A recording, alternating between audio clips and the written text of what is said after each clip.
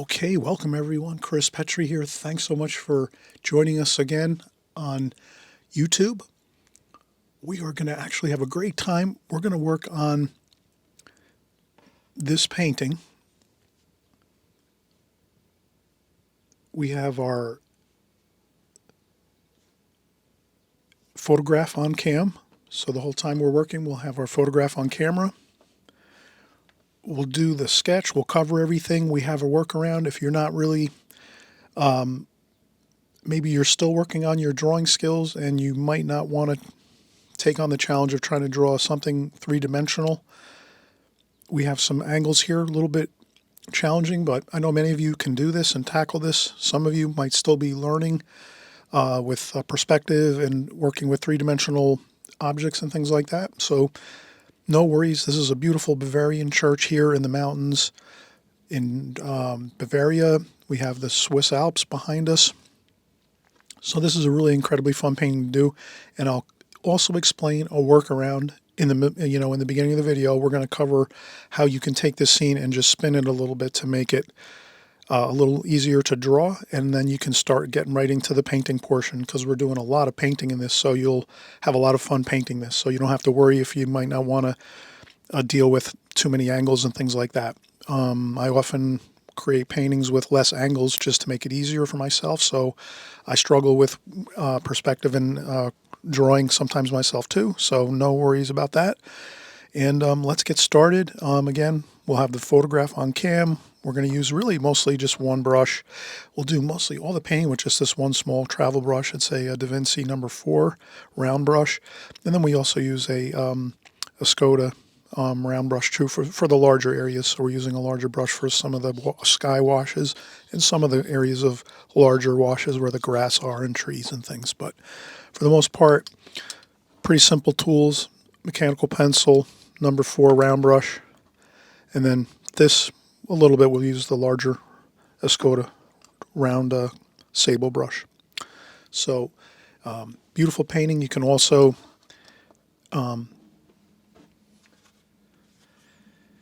this is actually an 11 by 14 frame. We have a pre-cut mat here.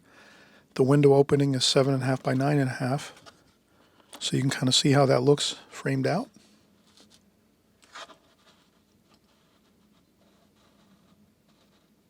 That.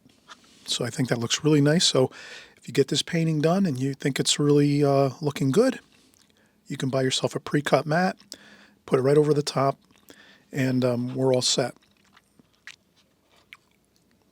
And we'll leave it like that for now.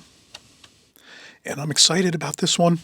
Really came out good from my perspective. I got the light really good, the good sunlight coming across the scene. I'll explain how you use the sunlight effect going across the scene, and then the shadowing on the sides of the building where you need to. Everything works out good, and kind of a simple approach to doing that. So I'll cover everything here and we'll get started in just a second.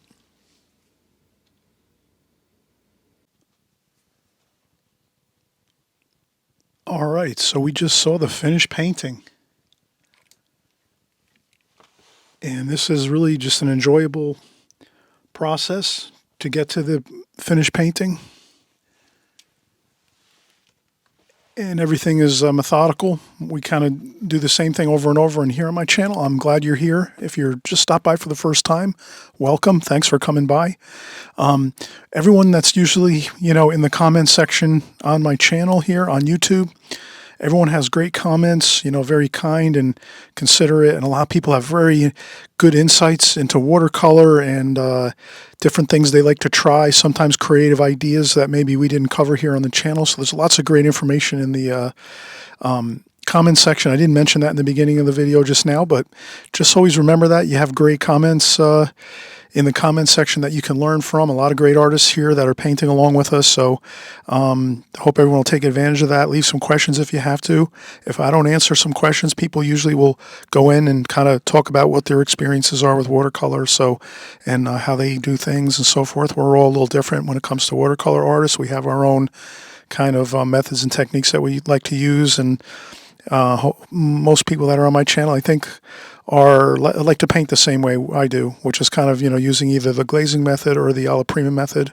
We're going to do the alla prima method here again, and just to mention that, because the more I mention things, the more you'll just remember them. So if you keep hearing me mention terms and things over and over again, it's just so that we all kind of get used to them. Some people are just starting, so they need to hear the terms and all of the things that we, terminology, the methods that we use, all the different vernacular, the words, terms, so forth. So I guess the newer people coming along, they need to hear it. And if you've been here for a while, don't worry about it. It'll just be really rock solid when you hear those things. You'll just already know that, and it's almost like you won't even hear it. So let's get started. So I think a ruler would be really good here for this. Before we start with the drawing, let's just make one kind of consideration here. We have this paper, and we want to make sure that, if at all possible, let's try to make sure that this paper will fit in a standard pre-cut mat. This is an 11 by 14 frame size mat, and the window opening is 7.5 by 9.5. And if you kind of can see, I'll put this over here just one more time. So the frame size is 11 by 14, and the mat opening is 7.5 by 9.5. So my paper is probably about an 8 by 10, I think, because it's plenty. You can see it's plenty large enough, the paper, and then we'll have room to move around once we're done. So if we're going to frame this after we're done, if it turns out really good, we'll do that. We'll frame it. We'll put a mat on it like this, and then we'll put it into a frame.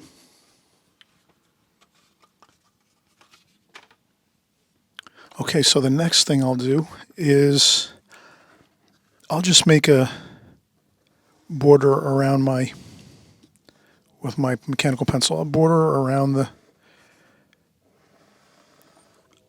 and I think, yes, we can see this on the camera fine.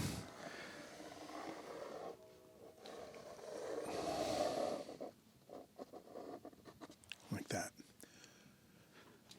So that's the border we have to work with. That's our rectangle, our frame, our picture frame, our space that we're going to work in. And then we're going to take our phone, and I'll put it on an angle so we can kind of see it a little better.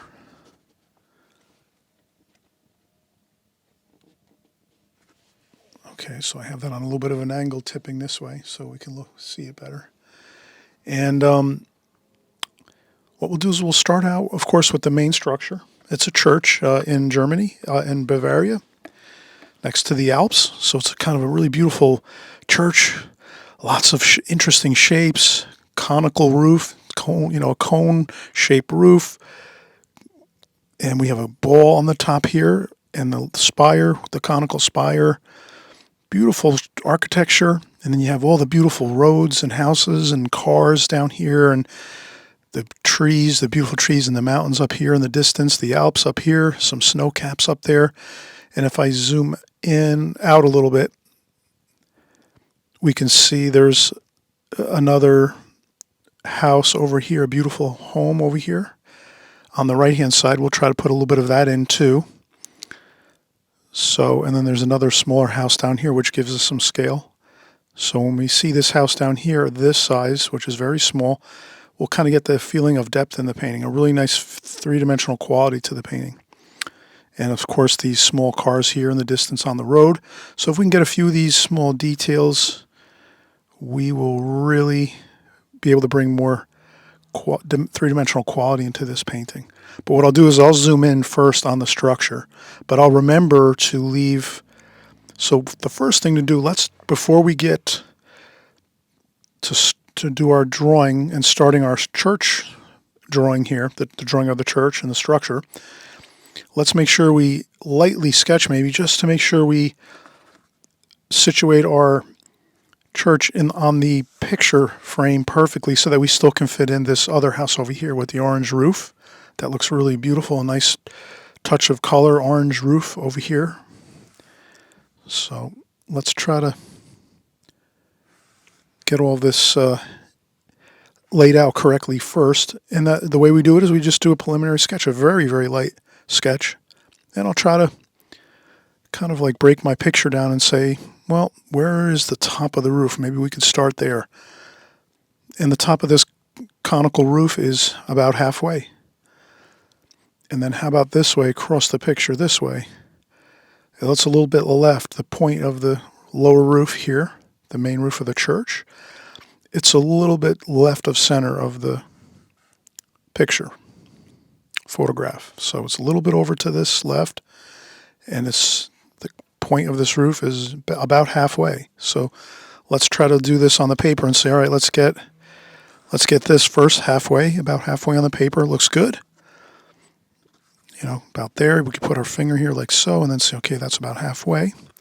And then we'll just make a super light mark like that. That's halfway, so that's going to be the point of our roof around this line here on this level here.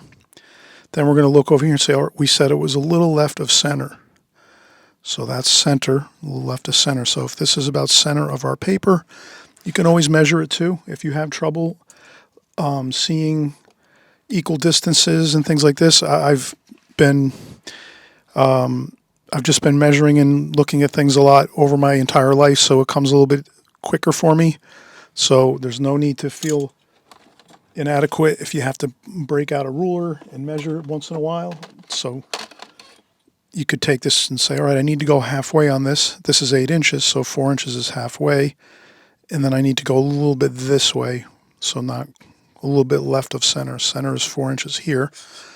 So the top of that roof, if that's center, it's over just about this much. So we'll do that.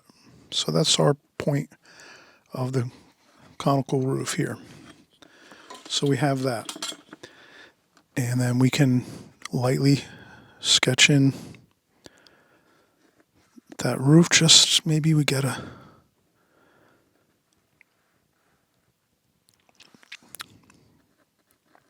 very light sketch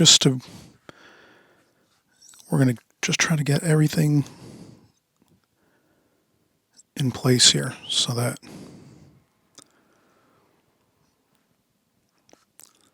and then we have the tower here. And that's like down this way here. So there's quite a bit of roof here before we see the tower going vertical this way. And this part of the tower where it starts to, there's a roof that starts up here. So this roof up here starts about the same level as the peak. So that would be about here. So we're just getting a couple small waypoints for ourselves. And then this other feature down here, which is a small band of metal roofing, it looks like, is right at the same level of the roof there. And there's another bit of roof here. And so what I'm trying to do is just, since I'm here doing this, I might as well kind of get some things in here. And then this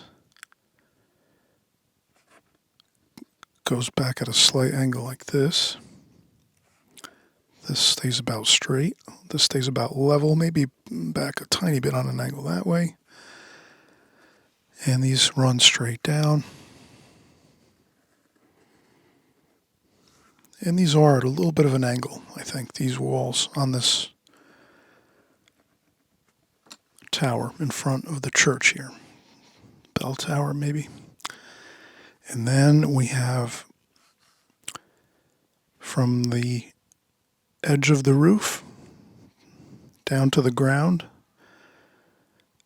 is about this, maybe perhaps the same distance from the peak, the very, very point of the top of the roof. Let's see if that's true. Yeah, it's about equal distance. So if I take my pencil and make a mark with my hand like that, and I go down like this, that's where it is, about like that. So That's going to be the bottom of the...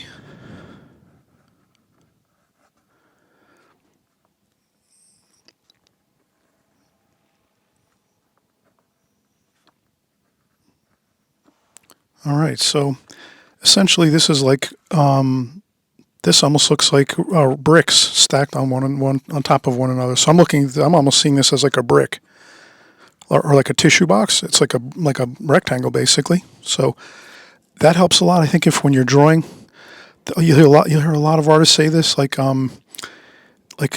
the top pro artists will always say try to think of things as like things you recognize, but don't try to focus in and think this is like a church structure that's part of the church, and you're trying to think of it in your mind. Like if you can see this as something more simple, like this is a rectangle, could look like a tissue box or a brick. So I'm seeing it like a brick or a tissue box here. And that helps me to just kind of simplify it in my mind. What is it shaped like? And there's another brick or tissue box on top of this first tissue box here, or a brick, or it could be trying to think of some other things that are square like this. It could be like an eraser, a square like a rectangular eraser. So whatever you would think of that this reminds you of, you just do it that way. Makes it a little more simple. And then up here, there's a more ornate roof area here. But let's kind of, I want to take a break mentally here and start working my way over this way. I wanted to make sure I fit everything in the picture frame. So this roof over here is like that. And then there's like a parking lot over here. There's cars. I don't think I'll do those. That's kind of very, very small. Probably would be good. This would have been a better painting to do on a larger sheet of paper to get more detail in. But we're not going to worry about that now. Let's just keep working. And then over here we have some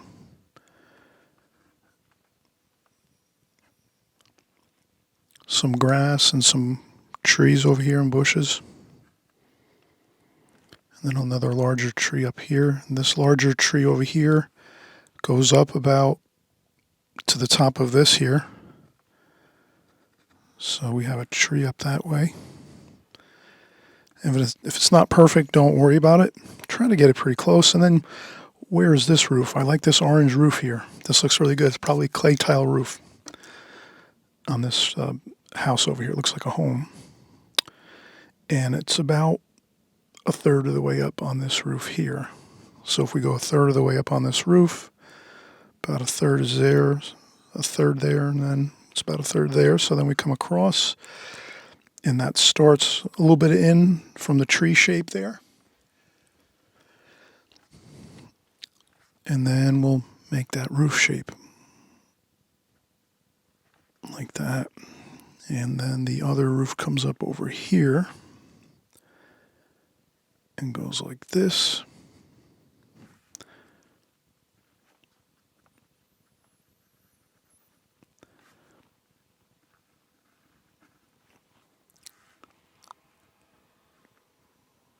And then there's some windows on this house here. And then there's more trees and bushes over here. And this roof goes off like this into the distance like that. And there's more trees up here. So this is the focal point over here, the church. So we won't go too much detail on this over here. We'll paint some trees and things. But I just wanted to make sure I get this all in the picture, that what I wanted in the picture. And then we go over here like this, and then we have the grass over here. And then there's a staircase over here. That's about right there. The wall starts here. So there's a wall that comes down like this. Pretty steep wall like that. A steep angle for that wall. Like that.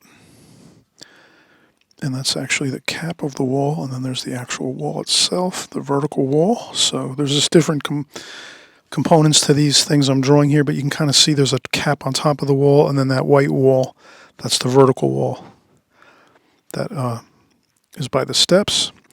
And then we have some steps here, so we're just going to put those in, and then there's a platform that goes in like this. And more steps. Okay, so I'm going to leave those steps at this point like that. There is a tree over here too. Lucky for me, because I'm kind of having it's too much detail with these steps over here. I just think if we see a little bit of the steps, great. But then let's use this to our advantage. Let's say, well, there is a tree here. You can see some trees along this other side of the stairs over here, so that's great. We'll add some of that just to kind of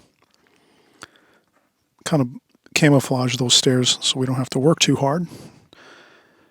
And then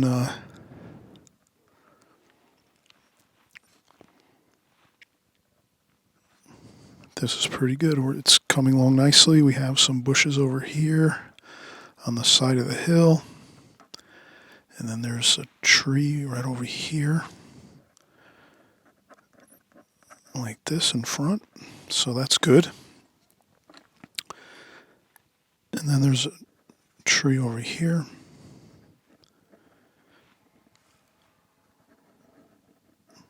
Like that. Like so. So once we start getting out into these other areas, we notice the smaller house over here. We notice a road like this coming around this way.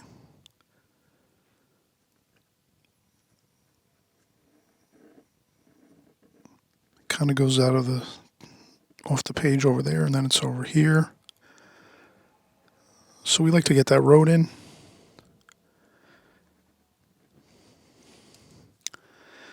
Let's get in this small house over here. It's in the far distance, about at the same height as this top section here where the roof is. It's like a small band over here on this tower, church tower.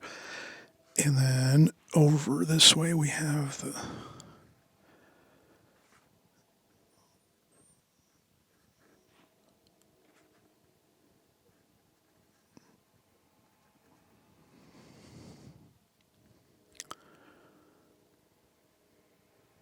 couple of windows. Dark shadow there, goes back. Like that. All right, so that's good. We have the house in there. And then there's some more trees over here. I'm not going to get too worried about that. Too many details. So let's take a break. We've done a lot of work so far. I'll just try to maybe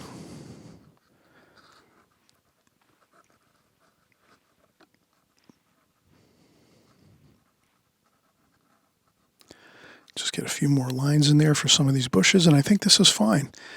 Let's take a break now because we've done a lot of work here with this sketch. Make it more simple for yourself if you have to. You can maybe, I'm trying to think if there's a way to make this more simple. It is a little bit of a challenging thing to draw, the church here, because there's a lot of angles and things. So we could always, if we wanted to, make some of the church, we could always turn the church facing us with the tower straight without the angle on that tower there. So that's some things you can do creatively. You'd have to work on a piece of separate paper, maybe like a piece of printer paper, and maybe try to visualize and draw the church. If you want to get a more simple angle on it, like a two-dimensional angle, and you're not so interested in maybe making so many different angles and things like that with this, you can always do it that way. You can spin it around. You might be able to look this up online on Google Earth or something. Sometimes on the internet you can find structures like this, this exact structure, perhaps even this church, on Google Earth, and you can maybe take Google Earth and spin it around the actual map on Google Earth and find a different angle you can create that'll look good. If you kind of want to maybe have a go around or a workaround for doing as many angles as we're doing here. So, those are some options you have when you're actually creating paintings and drawings and things like that. You don't always have to go the extreme difficult route and have to do all of these type of details with angles and things like this. You can, do a kind of like a workaround and find maybe another way to do it, or visualize it in your mind and try to see how it would look if you turned this building this way. So if you took this and turned it this way, you'd have the same basic shape of the roof like this, except this would be straight facing us like this, so you wouldn't have this angle over here. This would disappear and go away, and then this would be facing us. So you'd have this wall that's in shadow facing us straight, and you wouldn't have this angle over here. But everything would stay the same. The shape of the top of the tower would stay the same, and it would just change slightly over here on this roof section and maybe a little bit over here. But again, you can be as creative as you want, or you can just go ahead and keep tackling this like we're doing here. And I'll do a few more things. Let's do one more angle here. So this is almost a straight angle on the roof there, like that, and then it kind of turns out like this. So the roof kind of has a bit of an angle like this, and then it angles out like that. Kind of like a hat maybe with a brim. So it's kind of got a brim around the bottom section here of the roof like that. And then, okay, let's take a break. We've been working about a half an hour, almost 20 minutes. 20 minutes we've been working on this drawing. It's a lot of details in here, so I'm going to take a break now. When we come back, we'll work on the windows on the church here. We'll do the windows. We'll do the top of the tower, the spire up top, and the top section, that globe on top there. And I think we'll have just a little bit of background to do, the mountains, the Alps back here. So we're doing this beautiful German church here in Bavaria along the Alps. It's a great painting to do, a great fun time drawing, lots of details. We can take our time, take as much time as you need to draw something like this. And you might be able to work from my finished painting at the end of the video, or you can also maybe work from the at the end of the video or the beginning of the video. I show the painting, the finished painting, so you'll see that as well. So you might be able to draw. It might be easier to draw from that, or I'm not sure if you'll have an easier time drawing from my pencil drawing here, but I think it's coming along okay so far. And then once we get painting, it'll kind of smooth out a little bit. We won't have as much headaches when we start painting. And always remember, pencil sketches and drawings always look awkward. So when you're in the middle of doing your pencil drawing, just go for it. Keep working. They always look awkward. I don't know why it is, but when we do pencil drawings in watercolor like this, they always seem to look a little off or a little awkward, or the angles look a little funny. But once you start going in and painting and working with the paint, it tends to look much better, and it doesn't look as awkward for some reason. I don't know why that is, but that's just one of the things about drawing in pencil before you paint. The pencil drawings do tend to sometimes look a little awkward, looking like they're not correct or their angles are off and things like that. Don't worry about it. Most times you're going to be pretty close with what you're drawing. It's just your mind is seeing it in a different way, which I can't explain. Maybe some of you don't have that issue, but usually when I'm looking at pencil drawings on things like this, like architecture and more complex drawings, I do tend to see it differently. I tend to think there's more problems with it, but then when I get to the painting and I start painting everything, it seems to be okay and look fine. So that's just a tidbit of information that I kind of find will perhaps help you when you're doing your drawings, not to get too worried and go in with the eraser and erase a lot. Try to just draw it, get it done.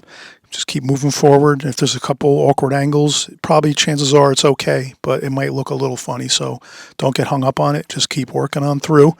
And let's take a break and we'll be right back. All right, so we just took a quick break, of course, just to relax a second or two, and we're going to get back into our drawing here.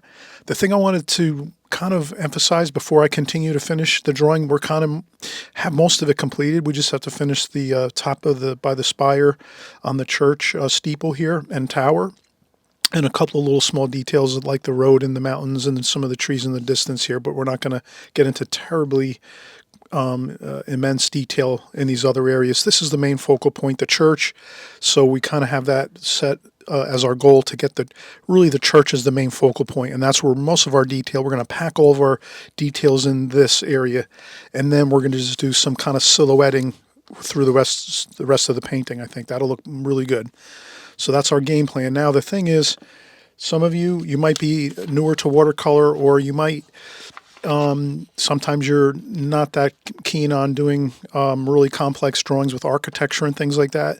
Obviously, this is probably one of the most challenging things you'll have to deal with when you're drawing in watercolor, is like a structure like this, like a church with all kinds of shapes. And basically, these are basic shapes and things, and we talked about that in the beginning or a little while ago in the video. You know, how you can kind of see things as like a ball, like a couple tissue boxes stacked one on top of the other for the tower here, and this is like a hat, maybe like a hat with a brim around it for the roof.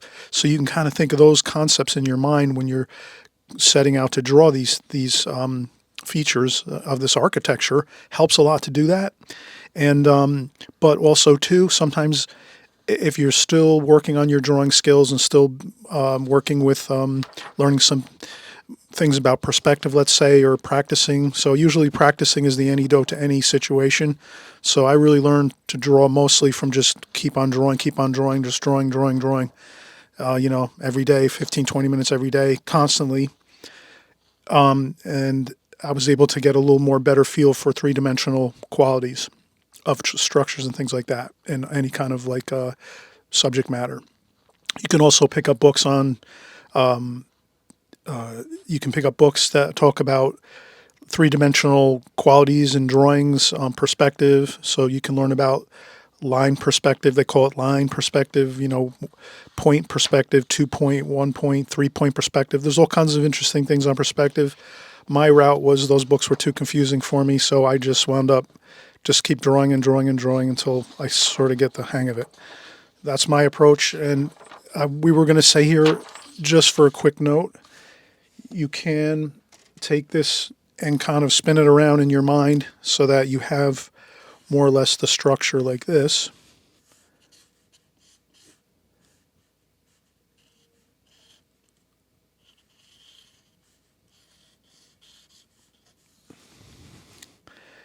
And then you can take this roof maybe like this,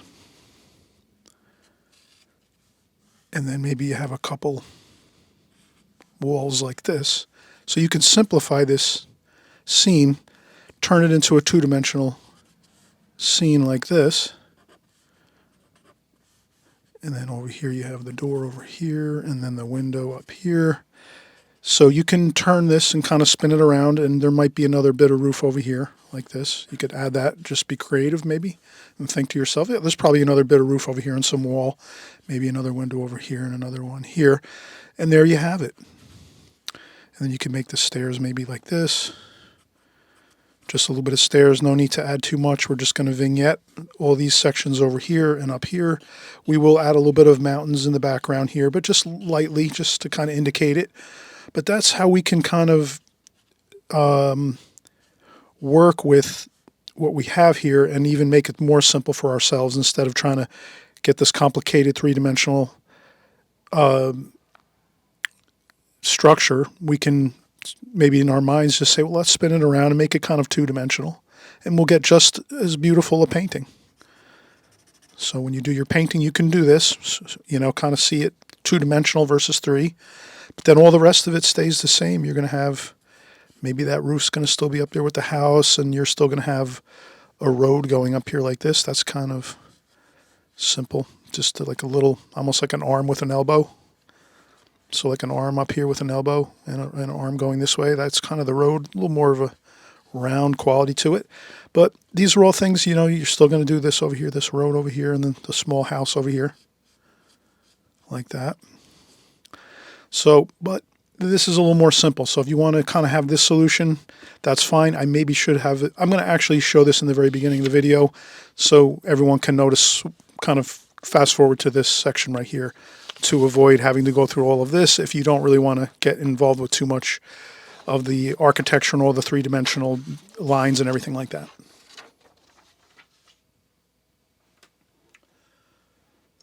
So we'll continue here, and I think I'm right here. And this kind of goes up like that. It's got more of a squarish edge there, like so. And this ball is quite large on top of this section. So maybe I do a super light line like this first. And I think to myself, does that look about right? How does that look? Yeah, I would say it's good. Here's the very, very edges of the roof eaves on this top section of the roof. And I noticed that the bowl on top, this sphere on top of this roof, is not quite as wide as the bottom edges of the roof where the fascia is. So this is like so. This does not quite go out to there, and we can see we're right on target here. And then we have this here like that, and then we're going to have the conical roof up here.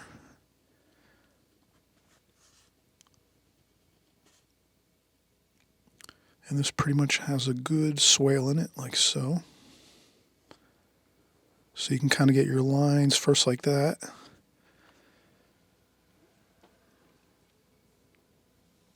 I'll get an eraser. Sometimes we can use an eraser. You kind of get some free-flowing lines going, and then you just gently lift up so that you can develop a shape like that. Okay, and then this goes up a little bit higher like that. Then there's a ball on the top like so. All right, we have it. And there's some lines on this here like so. There's a dark shadow under here.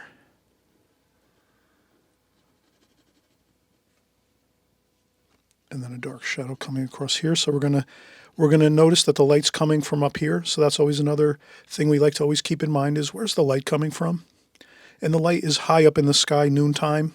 The shadows are really not that long. The shadows are quite small under all of the objects that we're seeing here in this photograph, which means the sunlight in the sun is actually pretty much noontime up overhead, and it's sort of over here on the right side coming down this way across the picture. So the sun is somewhere almost straight up overhead and coming from this angle a little bit. So the shadows are going a little bit this way. You can kind of see that shadow going across here. I know this is kind of small, this photograph here, but there's only so much I can put in one picture frame here. So I apologize for if I don't have as good software programs to get some of this stuff crammed in here. But that's what we have basically is the sun coming from the up top coming this way. And there's shadows coming across. So now's a good time as any to start looking at the shadowing. And the shadowing here comes across there on a 45-degree angle.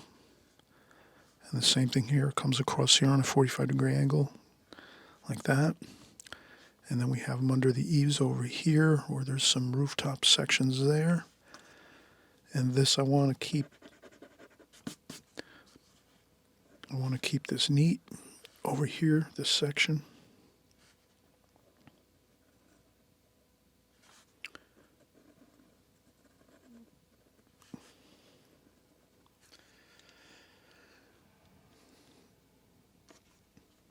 And I have some small paintbrushes ready to go because you can see we have a lot of detail here and we're not working in a huge piece of paper here, a large watercolor sheet. We're working in like a 8x10 maybe.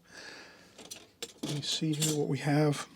This is, 8x10 or 11. 8x10. So an 8x10, and we're trying to put in a lot of information into a small area, so that means small paintbrushes for this painting for the most part. All through these areas here where the structure is and the details here. And so we have the roof over here. Good. We have the road over here, that's good.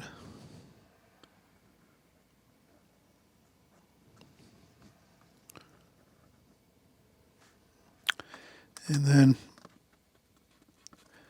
let's try to keep pretty disciplined and get things like we see it in the photograph. Much better to do it that way. And the reason I say that is because everything relates to one another in the pictures when we're drawing from photographs.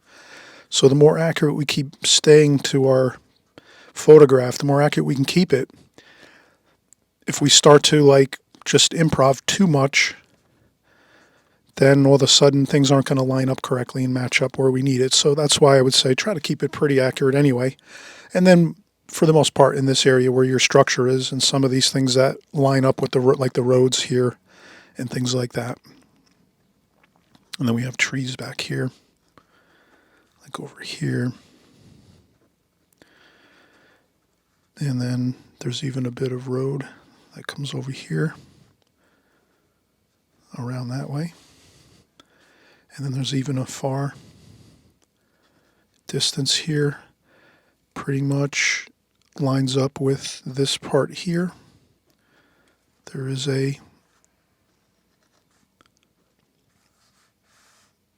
is another house here.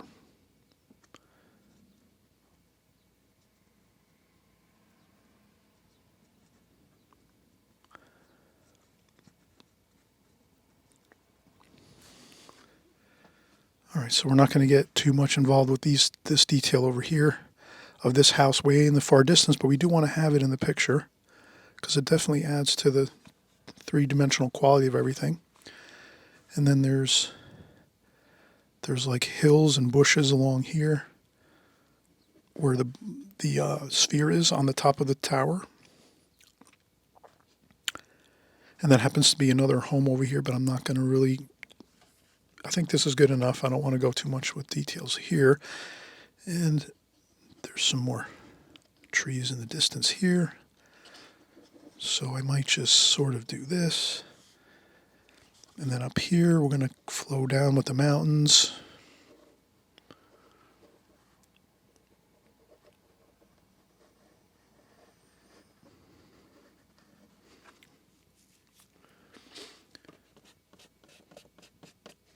And again, we're going to try to vignette some of this. So the details might fade out a little bit around the edges, around the outer edges.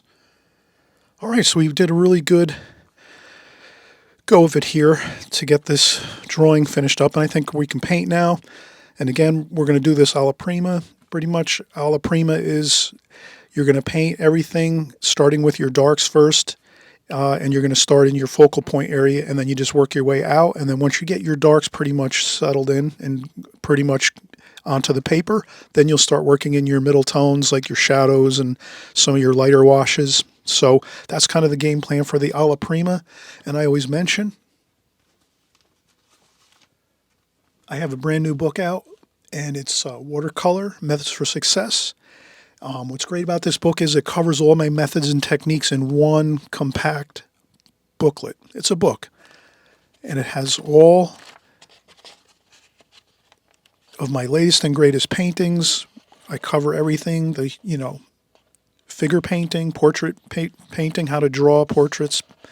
I have a lot of fun, exciting things in the book, tons of paintings so you can work to your heart's content with these paintings. You can paint all of them once, twice, 3 times, do it all.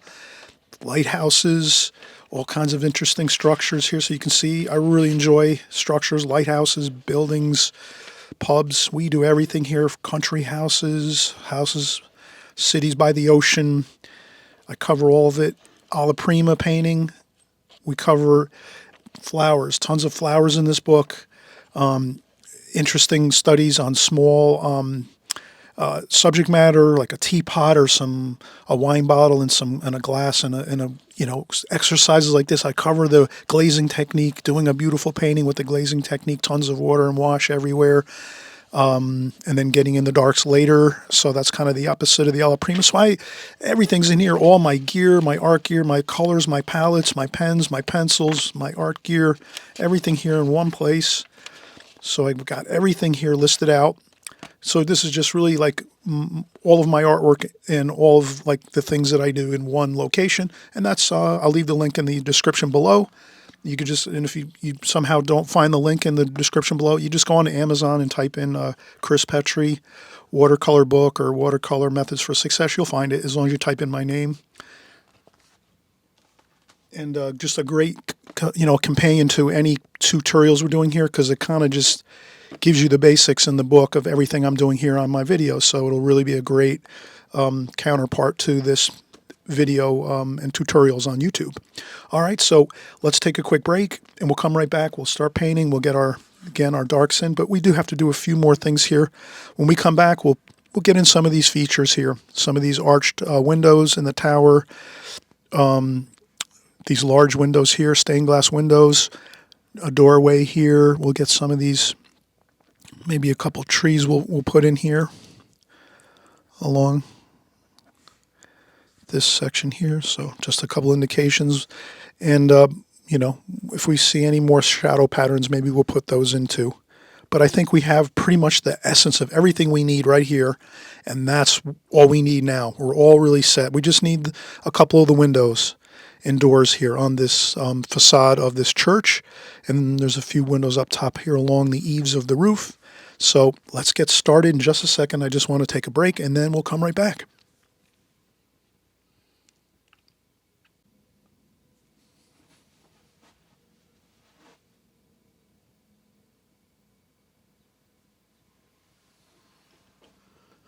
All right, so we're back and we're going to get started with finishing up the drawing. We just have a few, just one or two, maybe three or four different things we have to kind of finish up here on this drawing. But this is another way you can double check your drawing to make sure it's in proper scale so that nothing is out of proportion too much.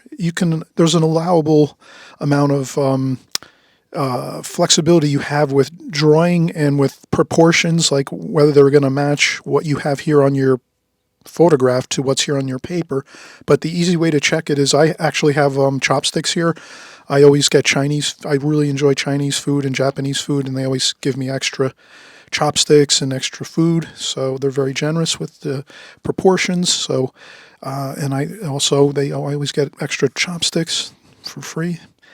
And so if I hold up that to here and I just make a mark and say, well, how much is it from the top of the spire to the first eave of the first roof? It's about that much there. And then I can come down here and just make it a darker line so I kind of have that. And then I say, all right, how much is it to the bottom here? So it's a little more. So it's a little bit more here. So this bottom section, or these two sections here, which we said is kind of like two tissue boxes on top of one another or two bricks, something like that. It's a little bit smaller than the tip of the spire to the top eave of this roof area. So you can kind of see that. So this is the new. So if I go over here and I just take the same idea, I flip it over this way and I say, all right, here's my spire up here. Here's my first roof eave from the bottom up this way. Really, this is not really a roof. This is, what's a small roof anyway. But let's just call this the top section and the bottom section. So if this is our top section, all we do is we slide this down like so, and we're about correct. We're a little bit larger on the bottom. So we actually got this pretty good working from our photograph and kind of checking our lines, and like we did how we did it in the beginning. You saw how we kind of, this top section here is pretty much even with the top of this roof. And then, this is about halfway. So these are kind of like two bricks stacked on top of one another. So all this is good. We're pretty much happy with the way this looks. This kind of goes back on an angle a little bit here, but we're pretty much good. We don't have to worry now. We're all set except for the windows.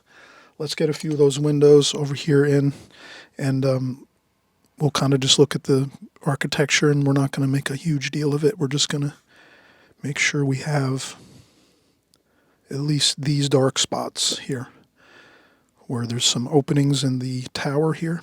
This could be a bell tower up here. And then we have another arched window here, which is, if we take this line across, it's a little lower than that. So again, I'm using what's already on my paper to establish new features that I'm trying to locate. Then I come over here and say, all right, this is this roof here. Then I have a window under there, but it has some space in between it. So let's do that. And then right below that, we have a roof and then a door. And that is our door there. So we have that. Then when we go over here, we notice that this window here is pretty much a touch underneath this line here, which is this roof where there's like a small roof area that kind of, I think, is protruding out. We'll make that shadow there like that. These are the shadows we're really going to have fun with when we paint. We're going to make sure we get all these really awesome shadows. It really creates a nice three-dimensional feel to the building when we're going to paint this. So here's this window over here, and it's a touch under this roof eave here, so we're going to do that, and it's in a little bit, so there we go. And then we notice that it's on an angle, the top of the window, a little bit like this. It's not quite level like this. It's a little bit, that little bit of a angle on that window really helps us. That maybe gives us a little more advantage to our drawing. And this bottom of the window is about a little bit above the top of the door. So we could move this up a little bit like that. And we're going to go right around here. There's another window up here. Like that. And then there's another window over here. And then there's another window over here. There's a shadow there first, and a shadow here, and then the window here, like that. And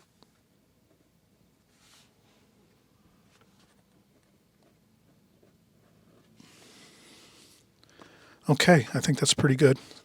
There's just a few more here, one there. These little bits are good to have.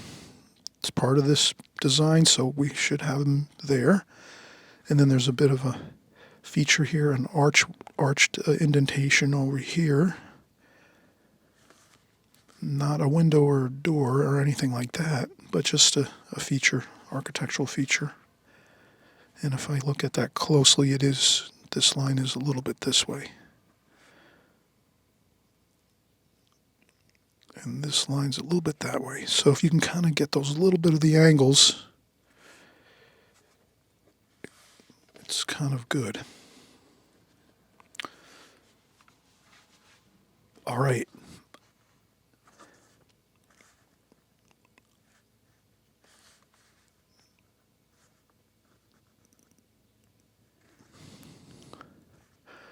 I will make a small car here and another small car here with the windscreen on the car there.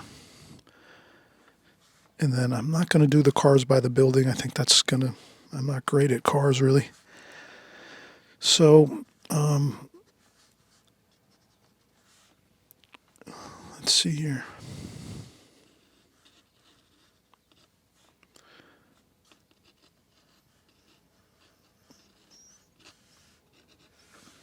All right, that's good. All right, let's take a quick break one more time. I'm going to find my small brushes that I can find pointy brushes to get these really fine details started, because that's what we're going to do next. We're going to get these smaller, dark details in, and we talked about we're doing the alla prima method here, which is let's start with the darks first. Really important. We'll start with the darks first on this structure, and then as we get these darker darks in here, which is quite a few, especially up here at the top of the tower, the spire and the sphere, and the roofing up here is very dark. And then the windows and some of the roofing and trim around is kind of dark. So we're going to get all those darks in. Once we get those in, then we'll start working on some medium tones like the roof and some of the grass and sidewalks and roadway. And then we'll figure the rest out. All right, let's get one more thing in here as I notice.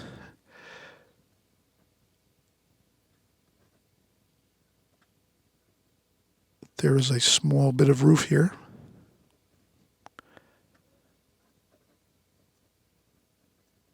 And then a shadow.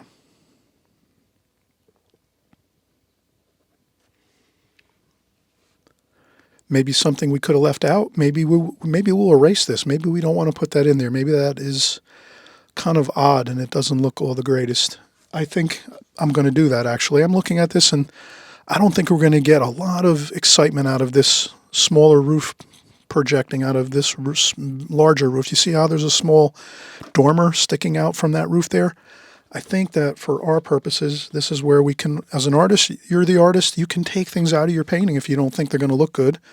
You can already make a decision with yourself and say, you know what, I don't think that's going to look that great in this painting.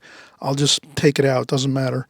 Same thing with other things around your painting. You might think to yourself, you know what, I don't think all this green, grass, and trees, it's maybe too much for this painting. This painting needs to be painted slowly, and let's get the main structure, which is our focal point, the church. Let's get that completed first. Then we'll slowly add in some greens and some blue sky and some mountains, but let's do it real slowly and carefully and make this more of a vignette style painting, which is not painting everything in solid like a photograph, but maybe just capturing some sparkles of detail that are going on in this vista, this view we have. So let's get started up in just a second. I'm going to find my brushes I need and then put some water in here and we'll be good. All right, we are going to get started with the painting. We're going to start with our darks as we said. So we'll mix up some darks here. I'll start out with some cerulean blue here.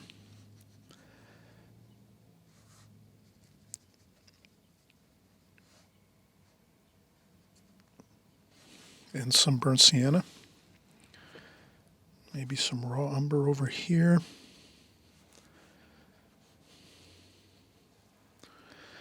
And I'll start even with some French ultramarine blue.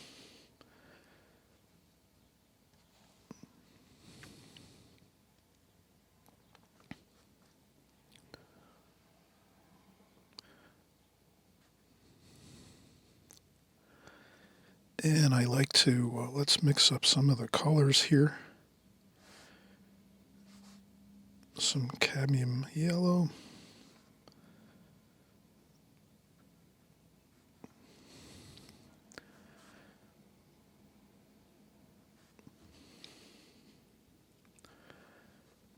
And some cobalt blue, why not? Let's just use lots of variation of colors probably. That is going to look the best. This is a pretty dark red. So we'll keep some things dark too. We want to keep some of these really dark shadows in there.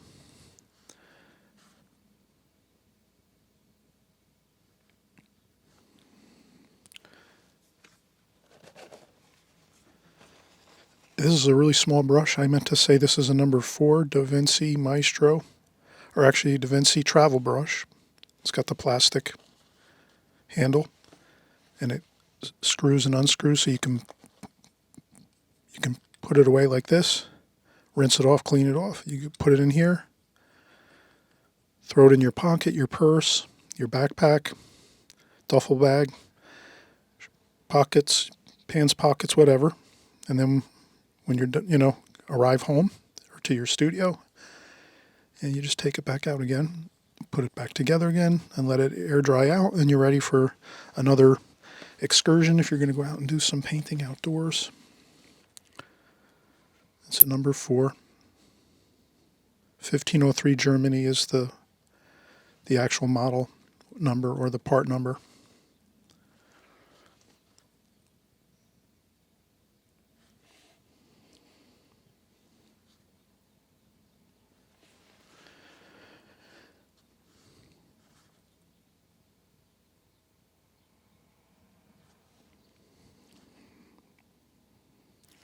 So as you can see, really what I'm doing is I'm making small spots of dark, really, really dark color. as you can see, that's how it really looks on the photograph here. Those are the darkest darks on the church that we're doing now. So we start off with the darks in our painting when we're doing alla prima.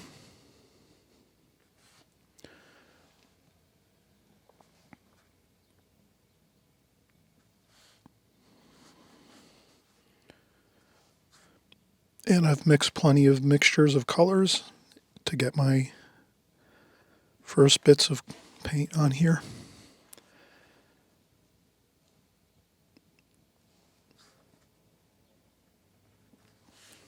Now this looks just like cerulean blue. In the photograph, it's not extremely dark over here. This one window, there's a lot of bright sunlight on that window over here on the far right, so I made that more or less cerulean blue. Where these over here are quite a bit darker, so that's why I went with darker tonal values. And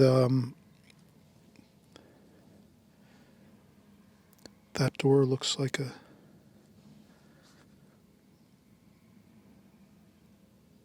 a very much wood color, maybe some raw umber, some raw sienna.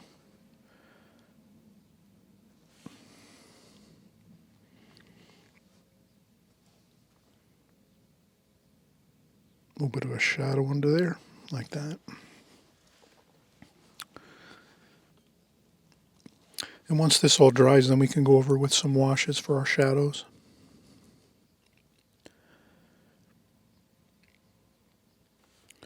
And then these are really, really dark. So that could be like French ultramarine blue, even some burnt umber in there. French ultramarine blue, burnt umber, cobalt blue, any really dark. As long as you have some French ultramarine blue and burnt umber in there, that's going to be super dark, and that's what we need for these two windows down here on the bottom of the tower section of the church.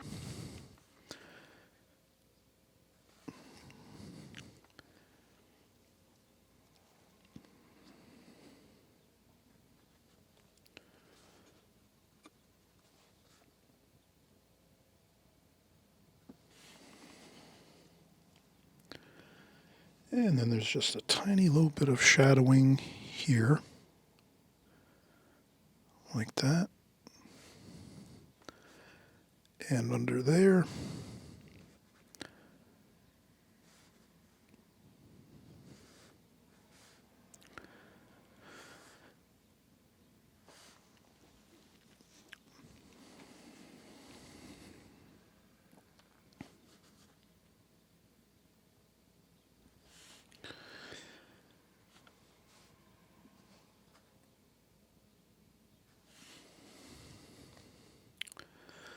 All right, so we are moving right along here.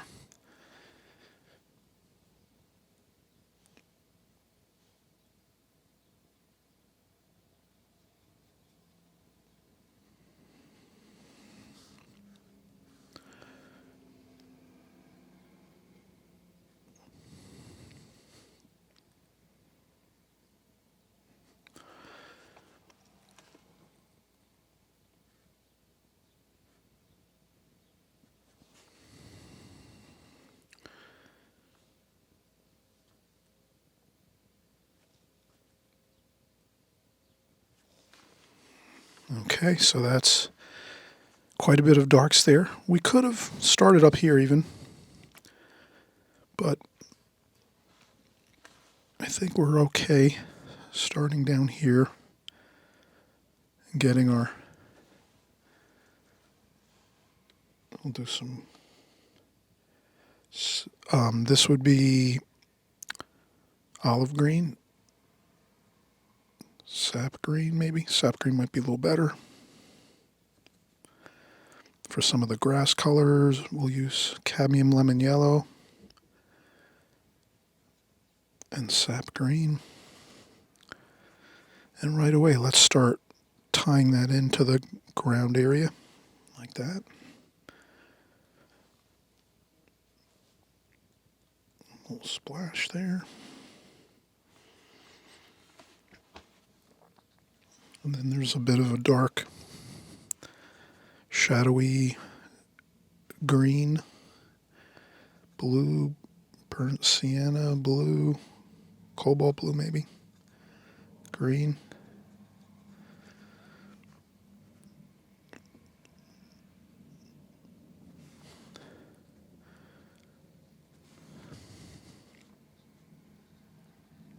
Like that. Okay, let's leave that as it is. And then we can always go back in and add some shadowing if we have to, or whatever we need to do over here. But we could do a little finger painting here maybe. And if we go over the building a little bit, we just lift it up with a tissue. If you tend to have a spot that gets out of control, no problem.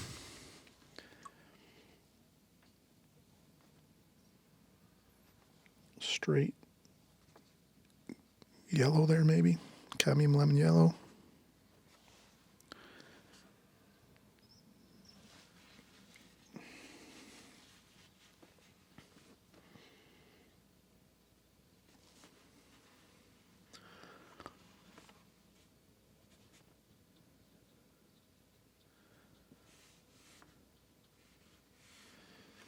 All right, so we're kind of sculpting.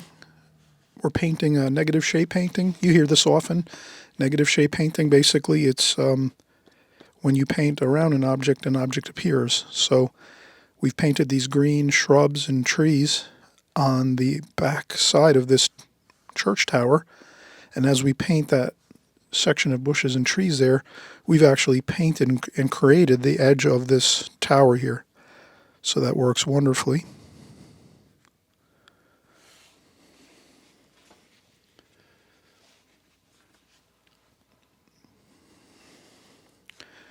And then we're going to keep working our darks. So I would say maybe we'll work up here on the top. We'll do the sphere and the conical top. So that's going to be a little bit of verdian green for that top section, with some of that green mixed in there and maybe a touch of burnt umber just to gray it down a little bit. And it's kind of light. Maybe a little bit of cerulean blue in there too. It's kind of a light green, so we don't want to go too dark. So let's do that. So we'll start up over here. And I'll just carefully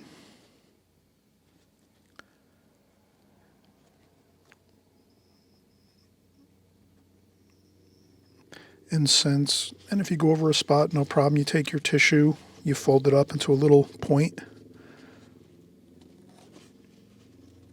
and then you just lift up a little bit. But that's no problem anyway, because look what we have right next to that. We have more trees and things over here like that. So it doesn't really matter. And then we splash.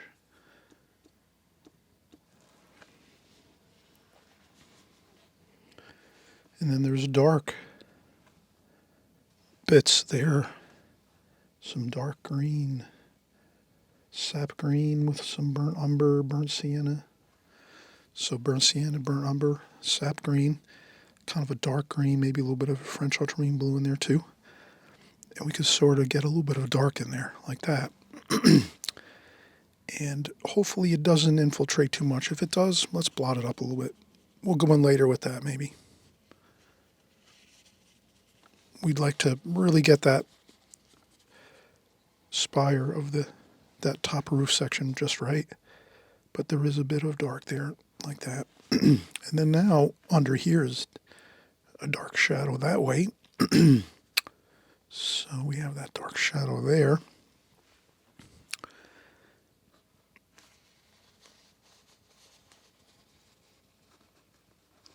And again, if you have any problems with the shadows, no worries, just keep going. And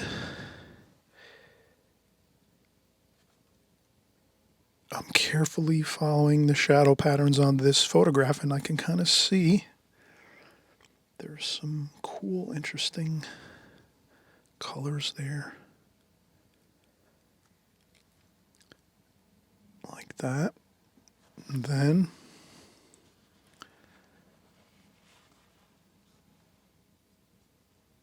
mix up a little bit of all that, and let's go around like this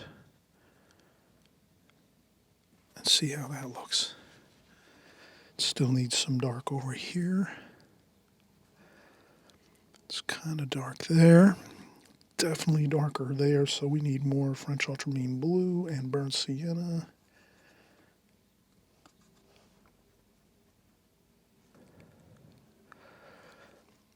Like that. And it's also there too. So that kind of is a shadow like this that goes around the bottom like that. And then it softens out here. That looks good. And then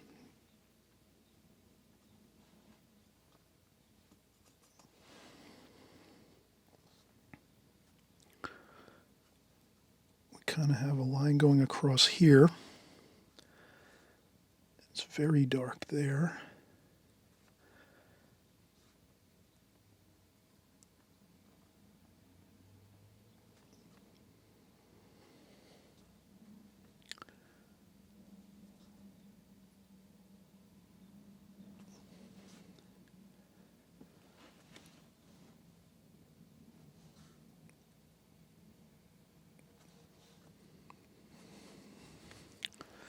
And then this here is a very fine line, like that. And then once this is sort of dry here, we rinse off the brush, take off even more water, take a tissue, dry off your brush even a little more, and try to soften this up. Dry off as much water as possible off the brush and just try to see if you can get a light wash like that.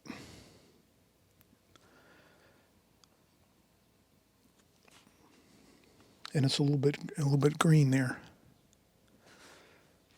And if you have to lift up a little bit like that, that might work better.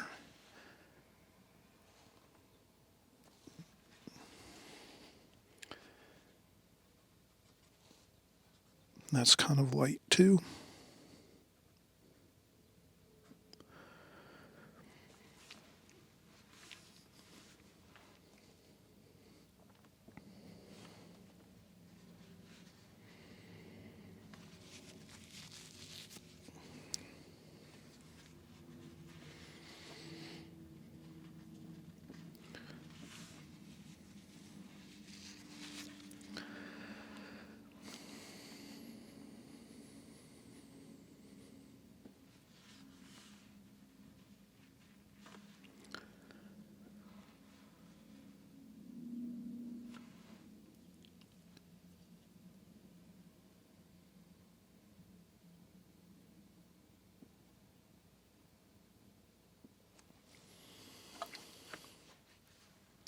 And I'll go with just a touch of shadow on this side over here.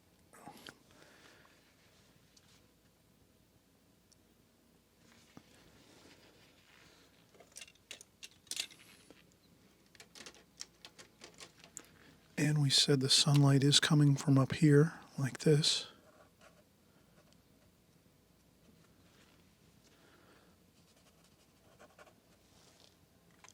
Pretty much up high in the sky.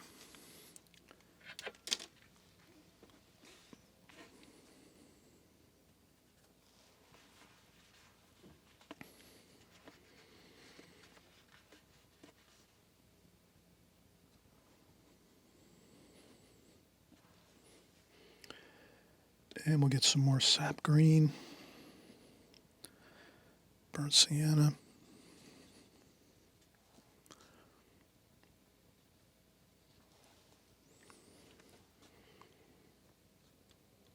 And again, I'm going to try to vignette this a little bit.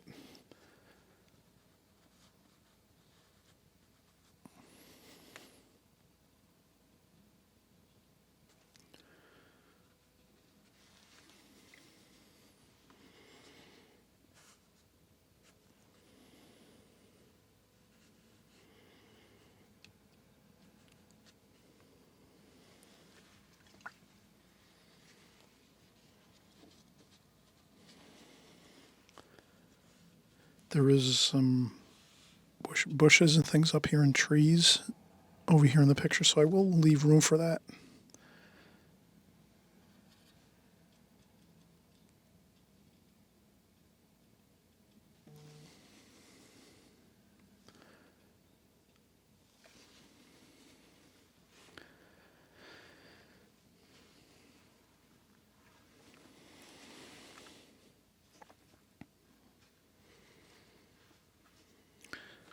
And I'm going to keep myself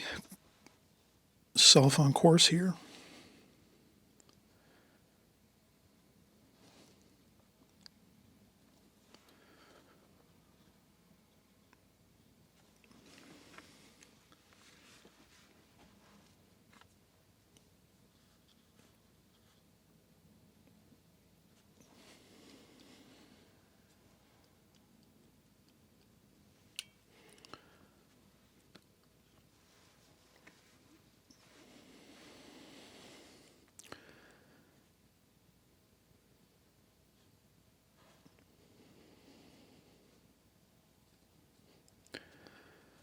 Sap green. What I think is good is some areas you're doing a lot of detail, like here on the top of the spire of the church and the roof, the top sections of the roof of the church. And then other areas like this, these are just kind of quiet areas where there's not much detail going on, so you don't have to worry about capturing too much detail on these sections here.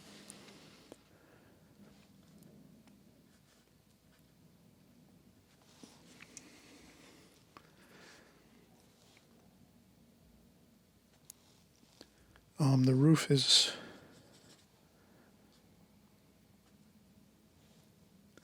kind of seems like a little bit of a purplish color, purplish gray, so maybe we can use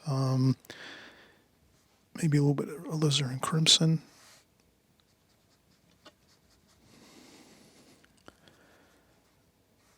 Some blue, and then maybe a little bit of raw umber.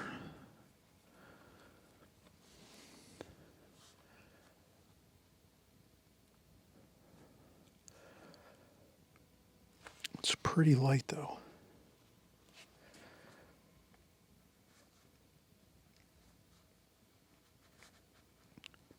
So I'm keeping this light. And we're coming up on a break soon. We've done quite a bit of painting already. It doesn't seem like maybe a lot when we're looking at the overall picture, but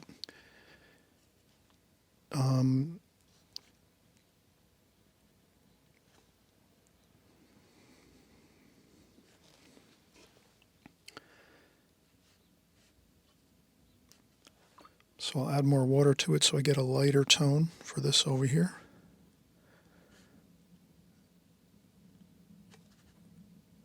There's more light on this side of the roof. That's where the light is kind of hitting the roof this way, like that. So this is lighter, this is darker, this section, and then this section here is even a little darker yet. So that's something that we can definitely see.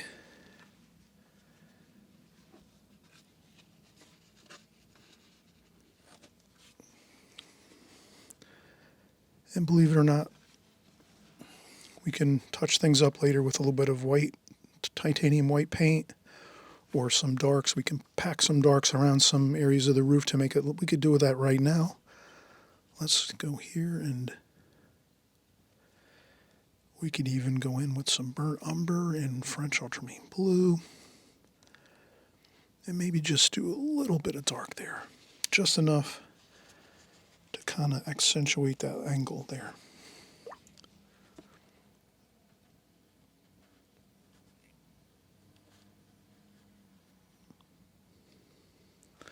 And if you can't get it to work, lift it up and we'll go back to it later. That's all. This tissue can really help you a lot. You bowl it up. You just have to make sure you change your tissue out often, because if you have too much paint on it and you keep tapping in on, especially on maybe like on a section of paper, if you have too much paint on this, it could blotch down onto your paper. So you change your tissue every once in a while so that you don't have too much paint building up on your tissue you're working with to blot up a little bit here and there, but definitely does help quite a bit if you can get a little bit of the blotting with your tissue when you're having an issue where you're trying to work on something and it's just the paper's too damp and you can't have it work correctly to get your wash in there. So that's when you let that section go. That's a perfect time for a break right now. So we're taking a break. And I guess the fun thing of this painting is we're kind of just going slow. That's the fun thing about this. Go slow. You take your time. You're doing little bits of darks here and there. Once you get that drawing in like we did, you take your time as long as you need to get your drawing in. And we always talk about you can make things more simple and not do it, in a very sophisticated manner as this with all the angles and things, three-dimensional.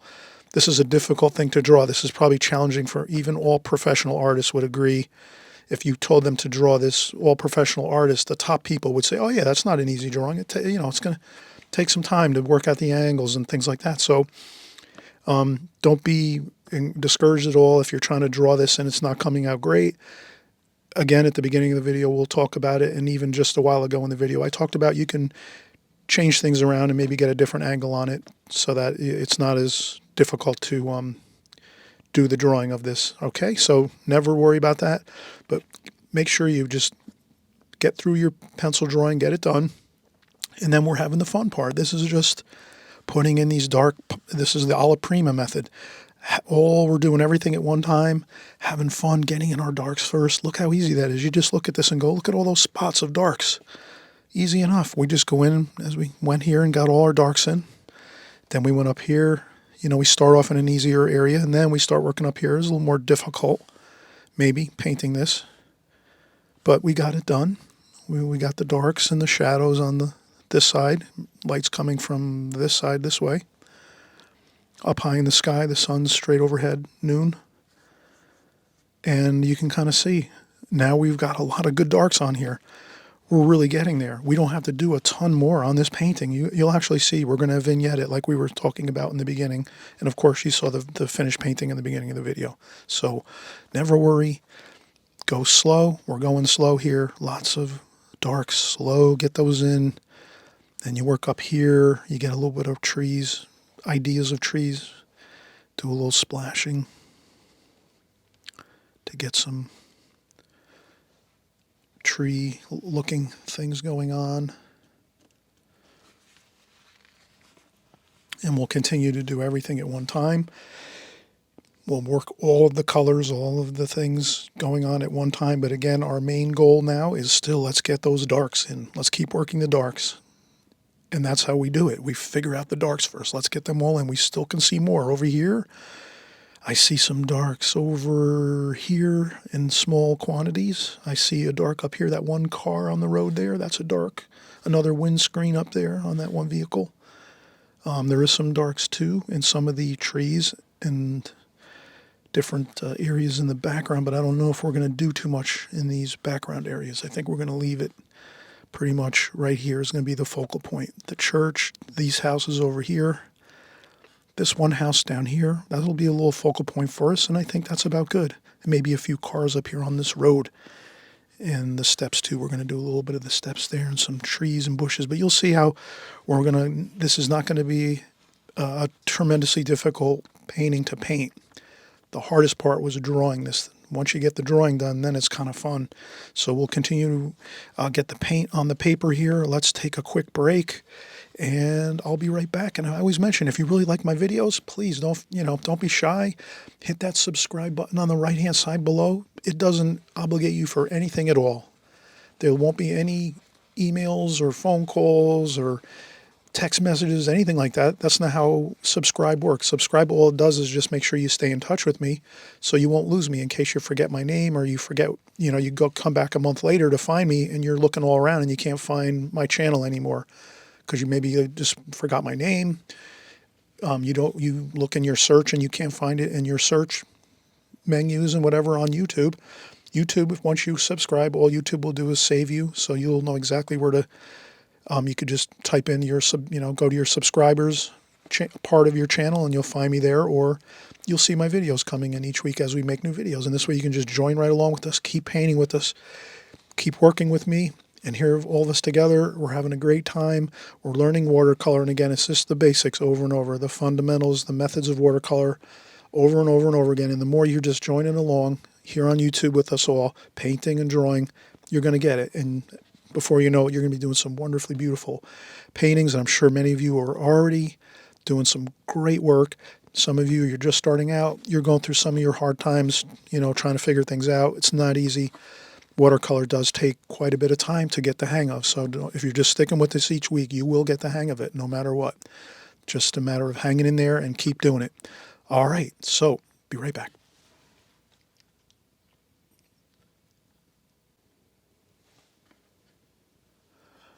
All right, so we're continuing on here. I've been working with this one brush. I just wanted to mention that. So far in this painting, we've kept it real simple. We're just basically the alla prima method. Once our drawing is done, we're going in, we're getting in all of our darks. So you can see that all of the darks that we can kind of identify here on this structure, which is this beautiful church in Germany, in Bavaria. We have the darks. We've noticed at the top of the tower on this church, there's some basic shapes, a globe, a sphere, obviously a conical rooftop metal roof there, and then another section of metal roof on top of that. That's sort of looks like almost like a helmet or a hat of a sort, maybe like a square hat or a round brim hat. And then you have your two bricks standing one on top of the other, or it could be two tissue boxes, however you want to kind of see it to simplify in your mind.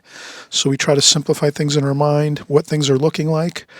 This roof here, we said it kind of looks like a hat. So again, everything is to kind of simplify things, make things easier for ourselves as artists. You're the artist. You have to try to find ways to make things simple for yourself so that you don't get overwhelmed with too much information. Because if you look at a photograph like this and you say, I got to draw and paint this, and then you start to say to yourself, there's just so much information there, and where do I begin? Again, thinking in your mind, simple shapes of things, and then how can we make it more simple?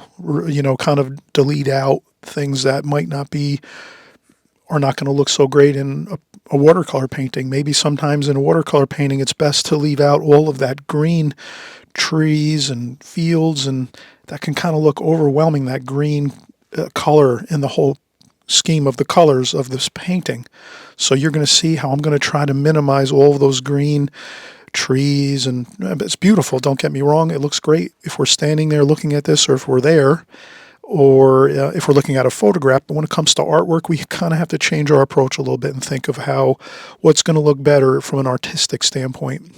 So I'm hoping we're kind of having a good time with all of this and synthesizing all these ideas into this painting, and let's keep going. So we're going to take this color we used for the rooftop, and we will use that color in the roadways here, because I can kind of see the roadways and the rooftop are similar in color. So we'll be able to reuse the purple, and we use purple and a little bit of burnt umber, a little bit of cerulean blue. I think that was our mixture there.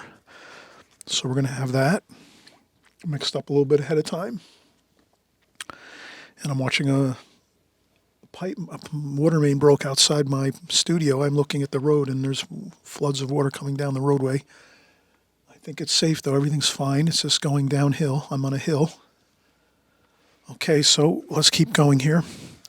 So we have, let's see. I'm looking for darks again to try to identify the darks that I have. Let's come over here and let's get in some of these. And I'm just using the darks that I have already mixed up here. There's a bit of some darks here underneath this roof.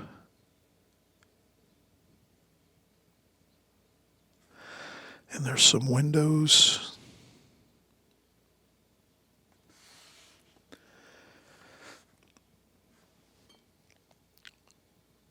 Then those darks get a little bit lighter here by the front area, and there's some greens.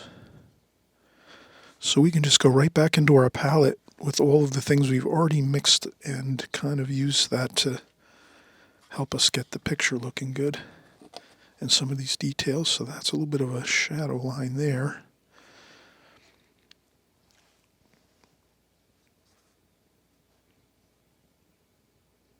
sap green, a little bit of cobalt blue over here maybe. We'll get some darks over here like that.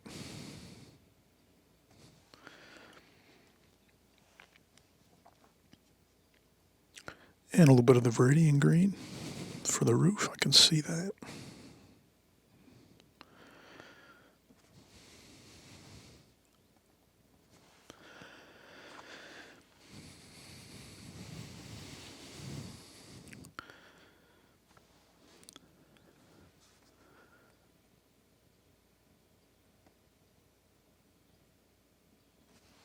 Okay.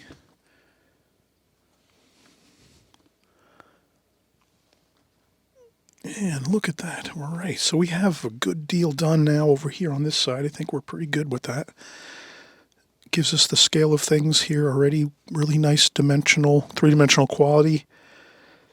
The person that took this photograph is looking up high from like a mountaintop area above this area, looking kind of down on the picture like this. So we're seeing things from like a higher perspective looking down. And that's a helpful thing to know as we're painting along here.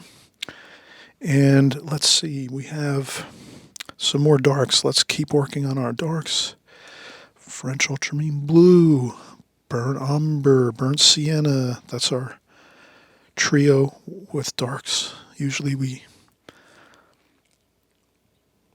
3 windows here. Like that. Nothing too definite or exacting. 3 kind of square looking spots of color, darks, like that. Then we have a shadow running under here, looks pretty dark. And then I'd like to get some raw umber and some browns.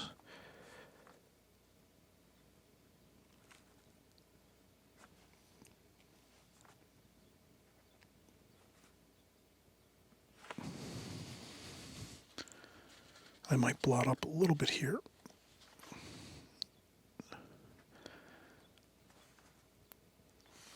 Okay, this is quite dark in here. I'll go with a touch of French ultramarine blue to get that darker.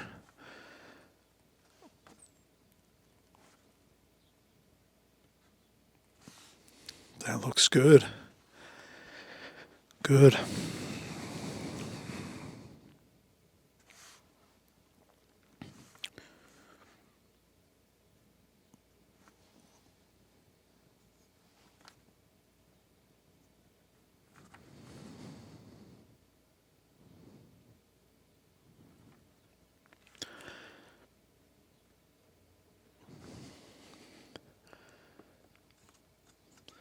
And then some lemony yellow for the tops of these trees here.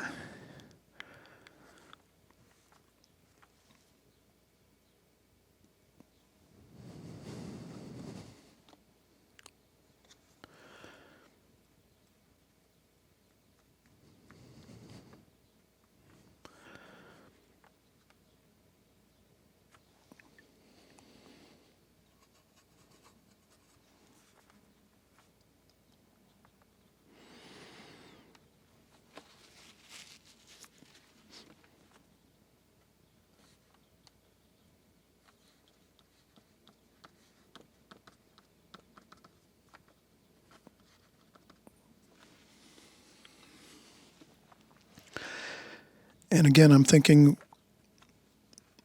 let's vignette things, not too much greens and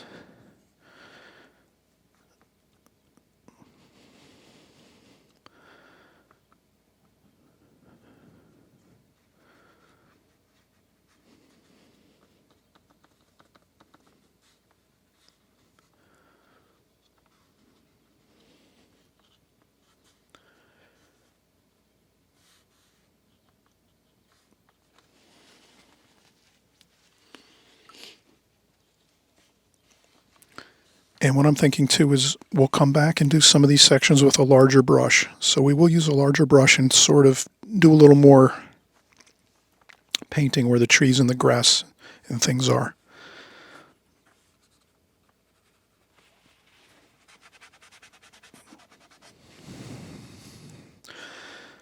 All right, so we have this, and then I noticed that this wall, where these windows are, it's picking up mostly the colors of the green, the light.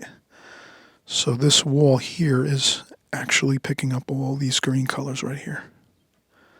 So I'll just go right in there, and it's dry enough now. So these windows dried enough, as well as this roof area here, this gable end of this wall, have dried enough that I can go right in and do that. Carefully with just a damp brush for the most part, and not too much water to avoid reactivating all that darker paint. Then we have some orange and burnt sienna.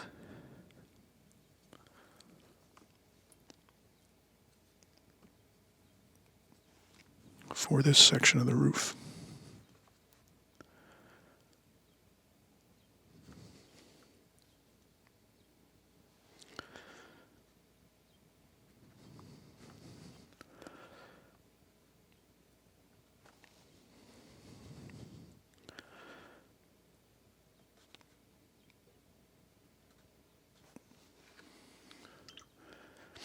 And then we have some of that grayish color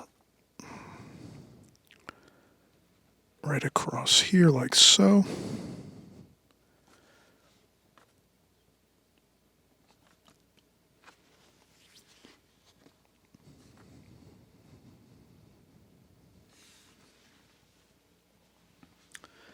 That looks good. So now we can kind of see we're working around the painting, getting our darks in first, and then we're actually going into and getting some middle tonal values, kind of getting in some of these bushes and trees and things like that to kind of tie things together. And let's continue on here. Looking for darks right now. So that's, I'm looking for some dark colors, some dark tonal values, spots of darks here and there to see what I can kind of work with the darker tonal value ranges that we have to work with. So over here I do see up here there's a couple windows, a couple spots there where this distant house is. So I kind of get those in there carefully like that. And then we use some of this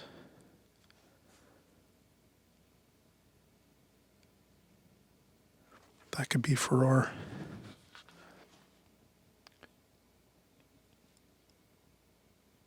that's for our rooftop.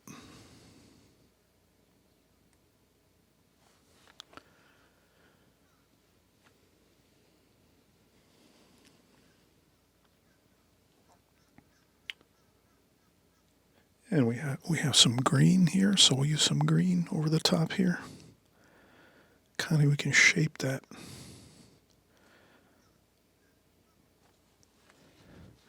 And again, if anything gets out of control with shapes or anything like that or washes, lift up. So we have some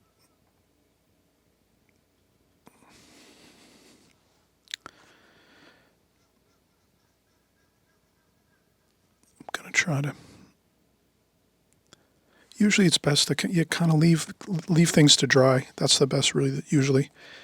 Lift up and then let this dry and then come back like 5, 10 minutes, 20 minutes later and do another kind of section. See, I tried to do this roof and I lost control of the wash a little bit and it kind of looked like a blob. So definitely want to come back and try to finish that later. So that's the best thing. Lift up the paint as best you can. Sometimes too you could even use, I'm going to change my water because my water is getting a little bit murky.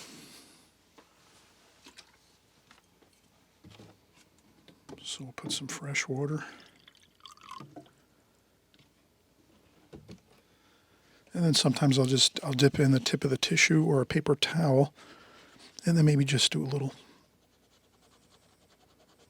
like that. So I could kind of just blot that up like that. And then once that paper dries 100% right there, then we can go back in and put a house or something interesting. We will do that. We'll put the house back there with a roof on it. But right now it didn't work out good. It got kind of a little messy. And as you can see, you can gently, I'm using Fabriano Artistico paper. Great paper to use. You can do things like this, lift up some paint, scrub, kind of like gently lift off some paint, some wash, and then let it dry, and you come back and you paint over the top of it, and it'll be looking just great. No worries. That's Fabriano paper, excellent paper. So now I'm going to continue to find some more darks. I might get some of this purple, and I think we said a little bit of burnt sienna in that, a little bit of cerulean blue, maybe a little bit of alizarin crimson I think we added in there.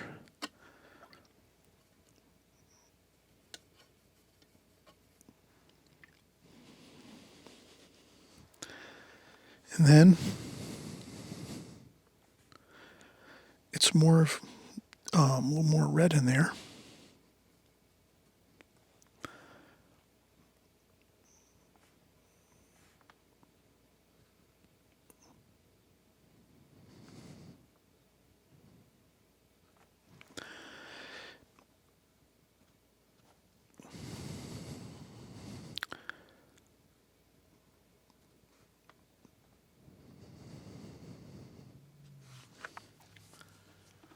Okay.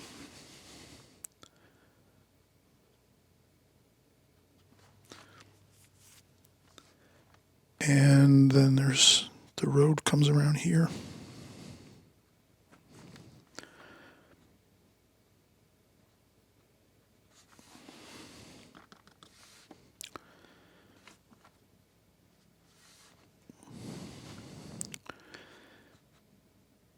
And it does kind of wrap through there. It kind of goes through there too. So it looks like it kind of goes around here. And then it comes around this way. And then we have this sidewalk over here. So I'm using all of this wash right here to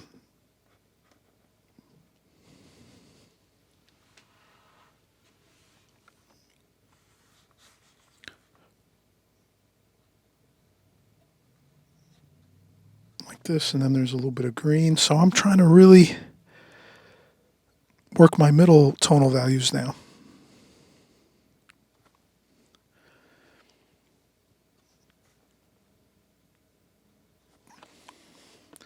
But I'm still interested in finding some darks, but I want to keep going too and see if I can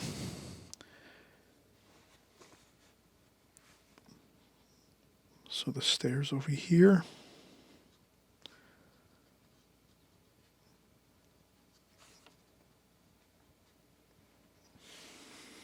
Have a bit of that color too.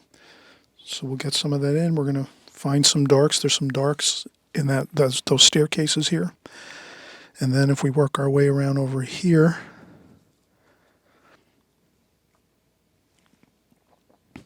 there's some of this road coming down here. So this is where I'm trying to go out of the picture there and come back in like that.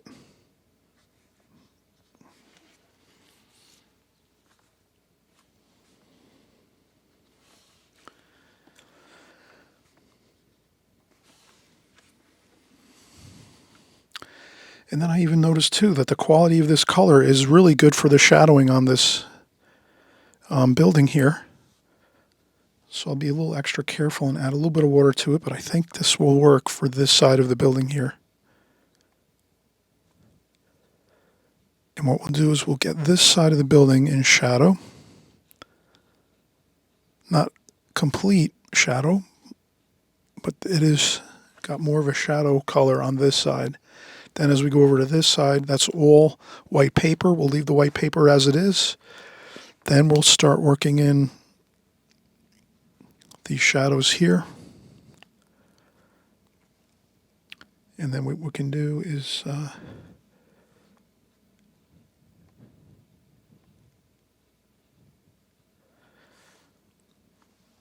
we'll use some of that cerulean blue for our shadows.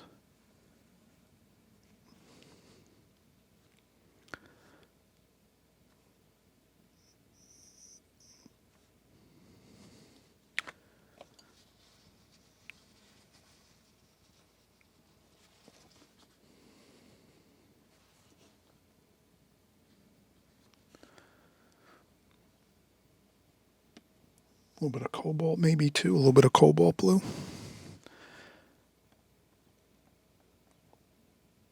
Like that.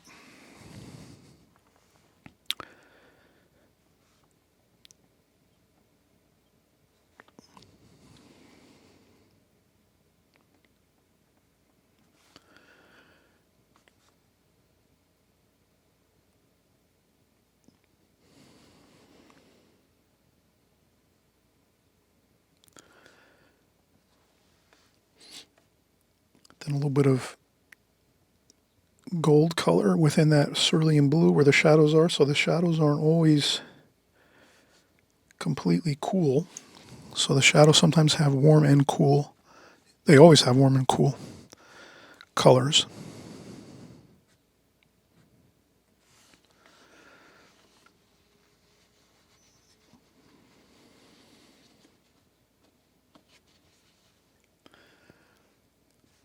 And always remember, things always dry lighter. So if you put a shadow in and it looks kind of dark, it's actually going to get lighter.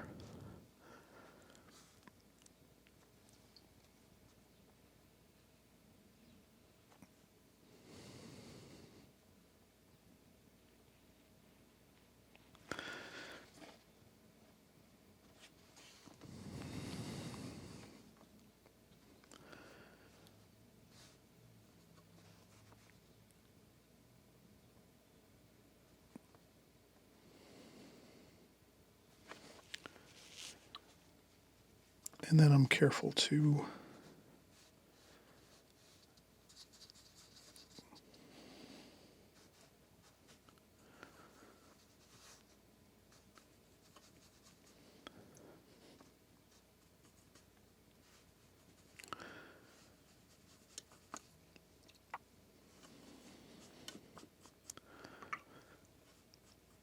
and I'm just going to keep trying to mix this until I get it similar to what we had before. That's pretty close, I think.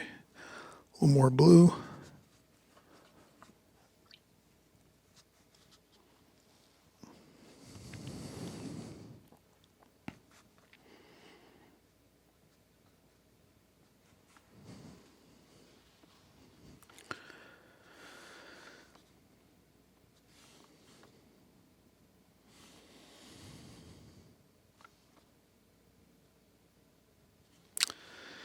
All right, so we're getting our shadows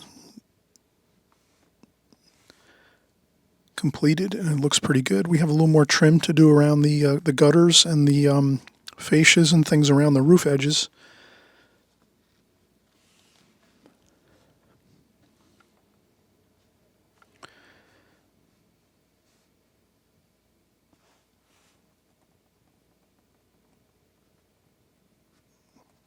That's a shadow there.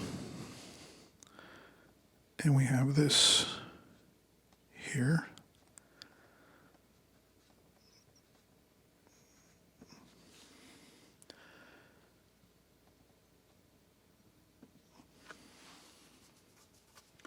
All right, we're slowly working our way through the painting. We're adding our shadows. I think this looks good. There might be a little bit of shadow along here.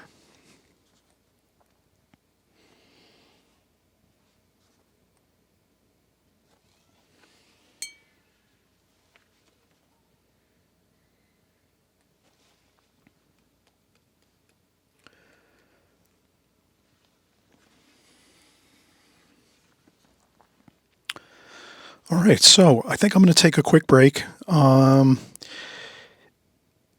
When I take a break, it's always a benefit because then when I come back now in about 5 minutes, I'm going to stand back from everything and just kind of look at it and then look at my photograph and kind of look back and forth and see what strategically I can do as I'm starting to finish up the painting. Because you can see we've got a lot of things going on. Things are really going well. We got kind of like all the things we need, the fundamental basics of all we need here in the picture painted. All the darks we have in pretty much for the most part. There are some darks with the trees and things, but I'm going to be a little bit more slower and careful about trying to add in too much more with the colors of the trees and things.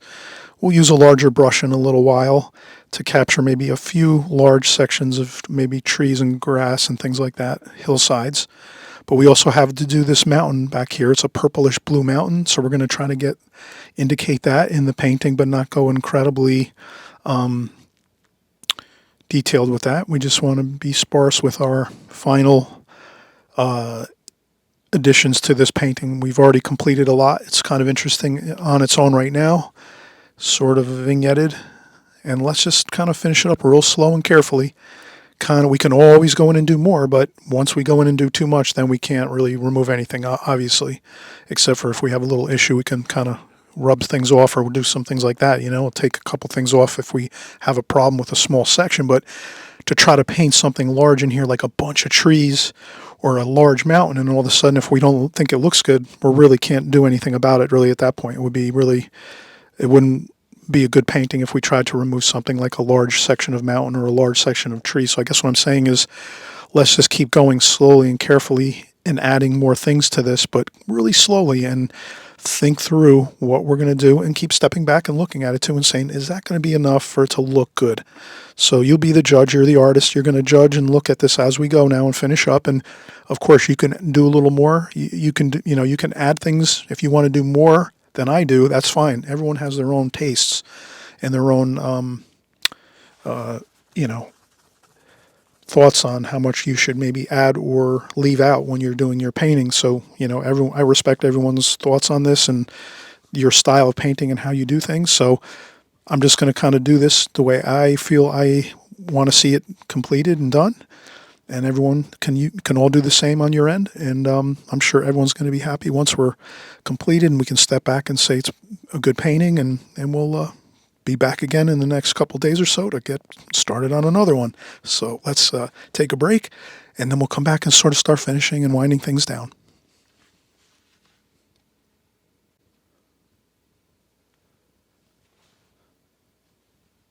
Okay, so let's start wrapping things up here.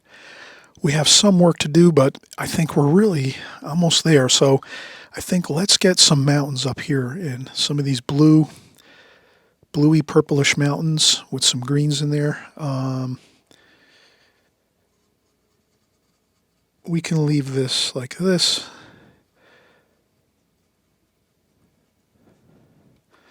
This is okay because we have a large area here that we're going to work with color. So that just cancels that out with some cerulean blue. And then purple we need. So we're doing the mountains. Purplish blue. And then also some burnt umber over here for some darker parts of that mountain with some French ultramarine blue.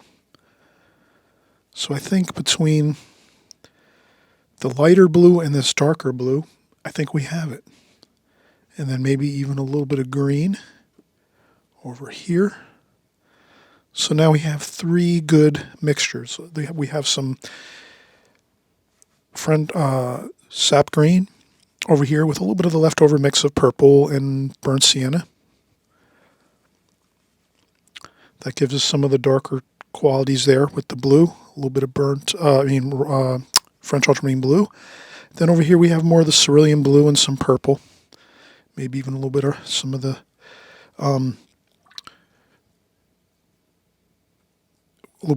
more sap green with some alizarin crimson. And I think we will have this looking pretty good here.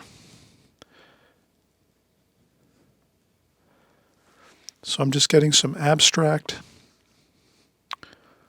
quality of the mountains coming down this way. Those are a little bit of the darker spots. There is some more of that bluish purple.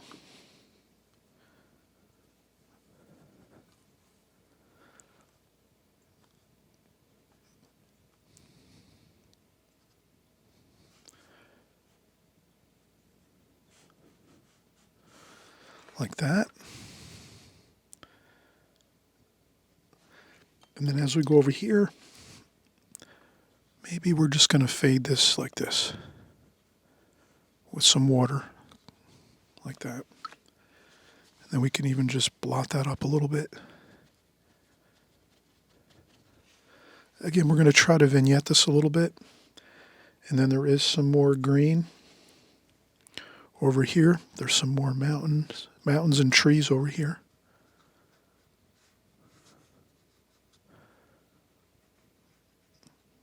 So I'm going to try to work that into the mix here.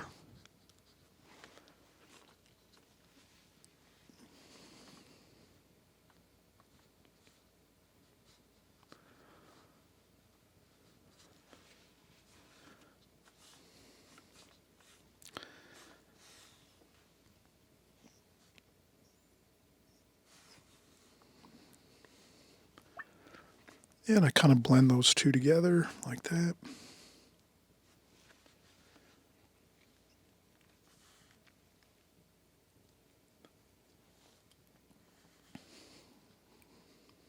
There's some bright yellow there.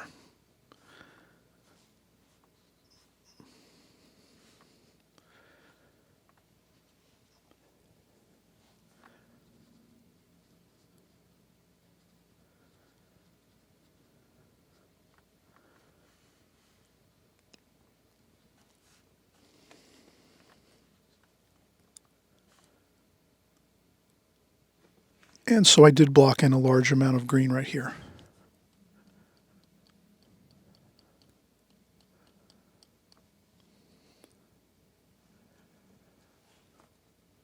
And I will do this too. I'm going to add this. There's like a tree here.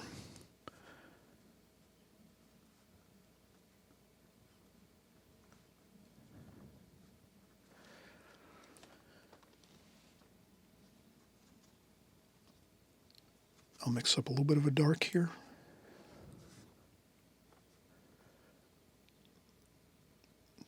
That might be another kind of a darker tree shape, which is, we can have a few of those.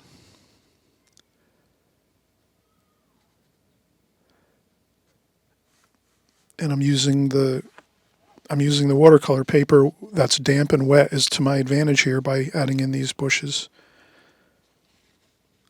and trees.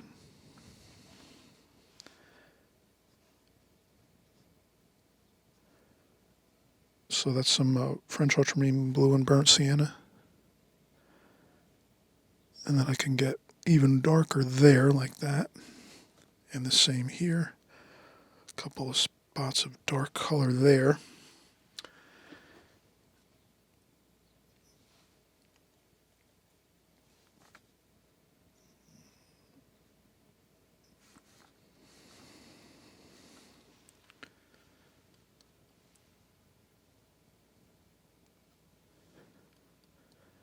And then just a couple splashes there, like that.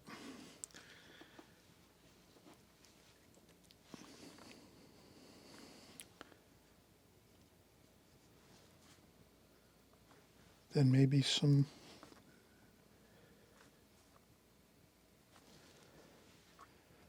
lemony, that lemon yellow, cad lemon yellow here, bright.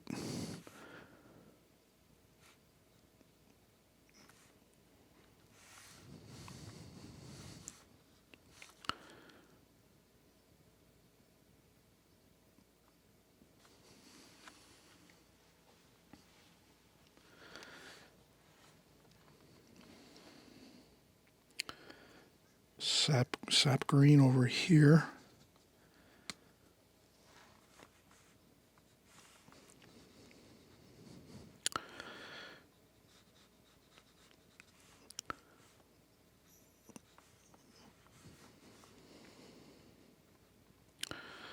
And there's a couple like kind of bush shapes here. And some shadowy shapes there too. I'm running out of sap green here. We can use some olive green too. Olive green works good. Olive green is close to sap green.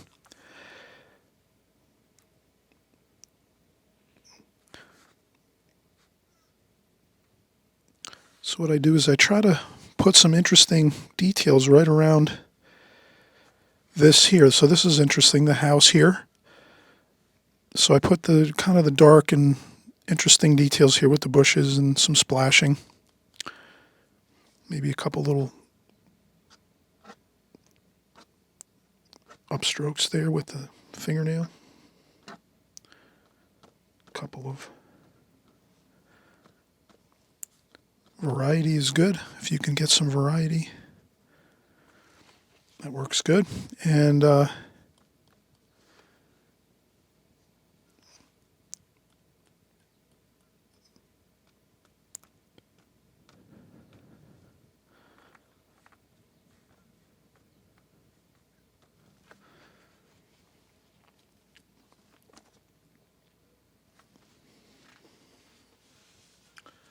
this looks pretty good. That's finished, I would say. That's plenty of details around this house. And then here we can start with some fresh water.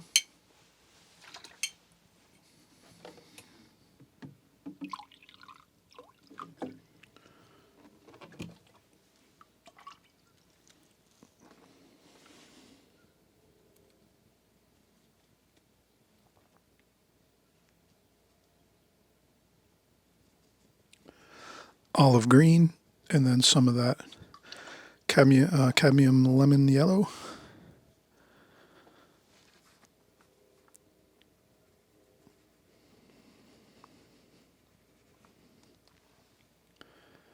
And again, some splashing just to get a little bit of details going here.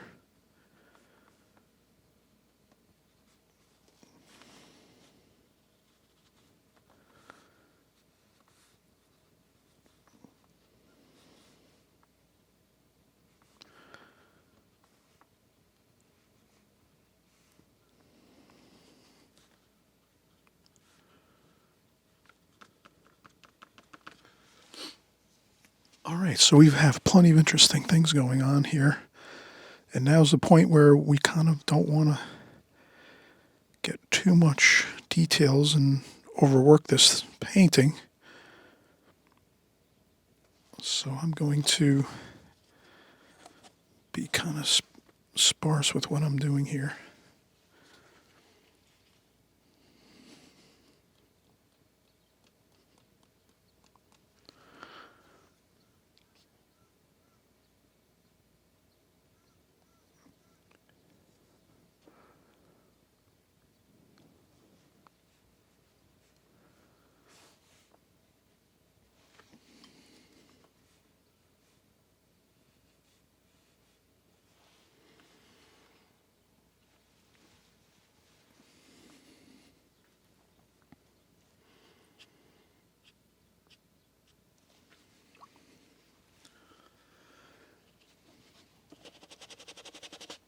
Okay, so our mountains up here.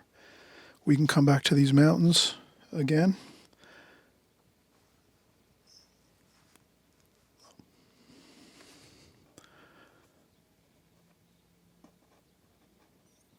There might be some snow caps up here, a little bit, some snow on top of this section up here.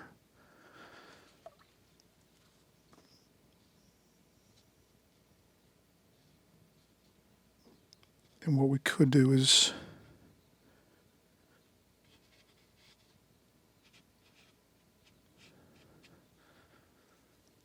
kind of drag the brush across on the side like this for some indications for some snow. Over here, a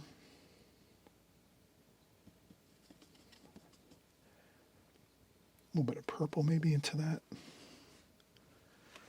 This is more green up here.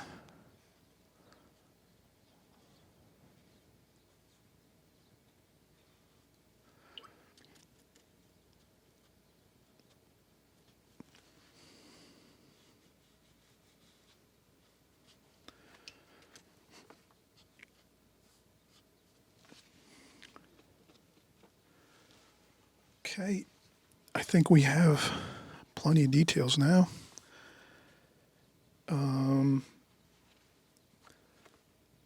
How about some sky wash?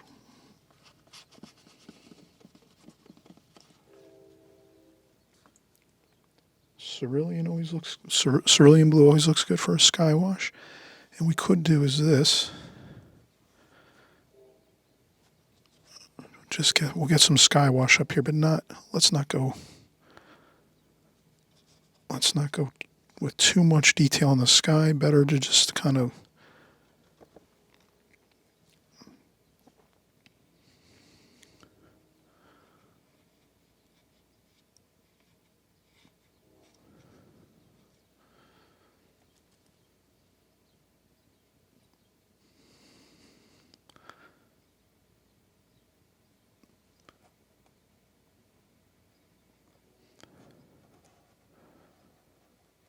okay, now with the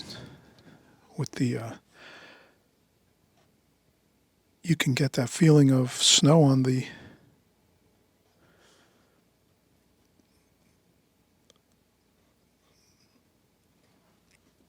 mountaintops by just leaving the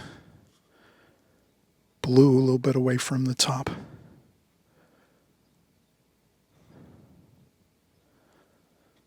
And then some sections, and then down here we can just kind of flow that into the ground area, to the tops of the mountains. So the snow is more up here.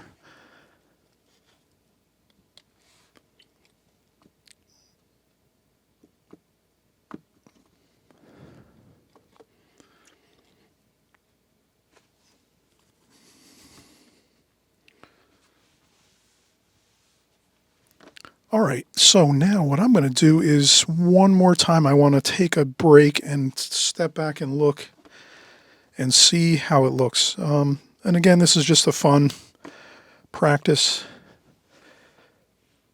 painting. It's a composition. Maybe we're out on location and we're pretending we're just here on location, on vacation, and we're doing some painting with our easels set up in front of this scene. And we're not really going for a finished painting. We're going for getting some good colors and ideas, and then we can bring this back to the studio and then work from the studio and do a larger painting, maybe like a 16 by 20 or 24 by 36. So we can do a really large version of this and really have lots of, interesting ideas when we bring this back to the studio. So that's kind of how a lot of artists do work. They do small sketches in the field like this, outdoors, on location, and then they bring these back to the studio, and then they use this, and they'll remember back and how much fun it was on vacation, and they were painting and doing this, or on a workshop or something, and you can bring this back to the studio and take all this information that we've created here, and then just work that into a larger painting, and that can really look good. So I think we're completed here. We have plenty of good things here. I could do a few more things, and I think I will. I'll come back because I did see a few more things right here on the painting that I want to do to really just make it a solid finished painting, and then we'll wrap things up. All right, so we'll be right back.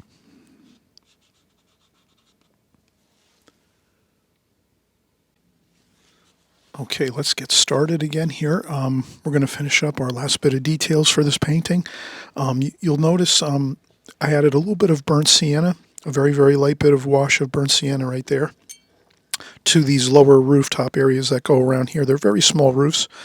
They're just small details that go around here, and then as well as the eaves of this rooftop of the main church area of the building. So I did that, and I also, I think I added a little bit of branches here to this tree, so I added some brown branches here, and I'm going to do the same thing. So I think that's all I added on while we were away. I think I didn't do anything else really. And then what I was going to do over here is kind of add, there's a little bit of a tree here that kind of goes like this. So I'll take some kind of brown mixture, brownish green mixture, and I'll put in the branches like that. I'm going to let that sit for now. Actually, maybe I can work on this.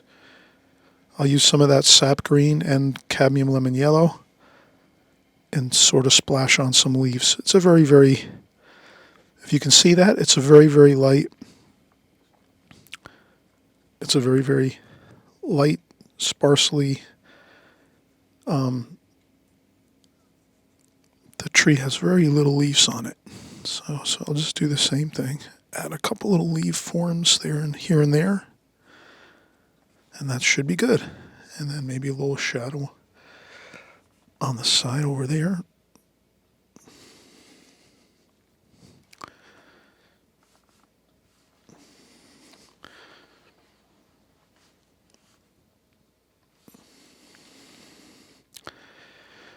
And then when I look, there's some shadows over here along the bottom of the building. So I'll maybe make some burnt sienna and French ultramarine blue for some shadowing along the bottom of the building. And I go here and there. And then over here, it doesn't seem to be as strong of a shadow.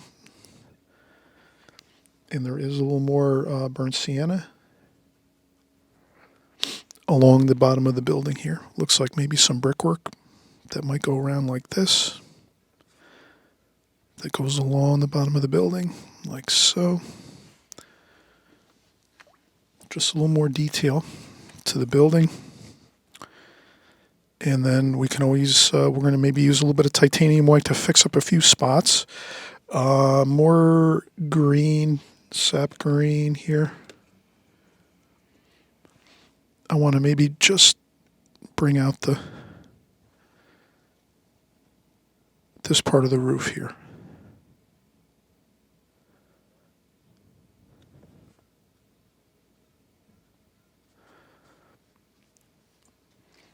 And then I just add a little darker tone there with some sap green and a little bit of cadmium lemon yellow.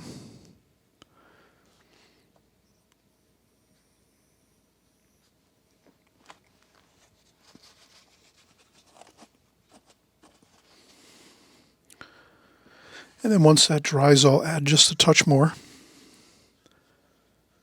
I sort of want to work it up in a layering approach. So I'll get a little more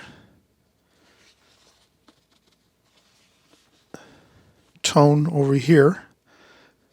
That's sort of the same tone now. That looks good. And then maybe we do have some darker tones here that kind of describe this side of the roof. So maybe that's good enough. Maybe we don't have to really worry too much about this over here. I'll leave that go. I don't think I'll do anything more with that.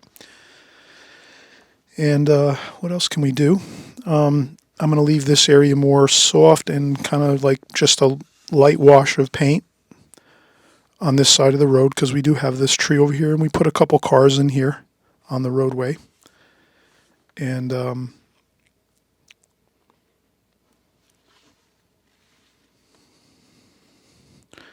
maybe there's some kind of spots here. Looks like maybe some stone walls or something over here.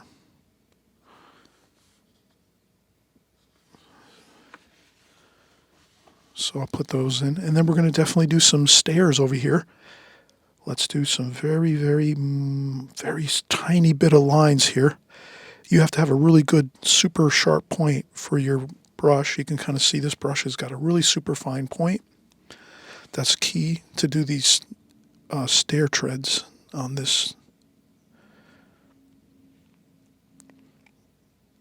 these stairs here. So I'm not going to go. I think that's all I'll do for there. And a couple splashes.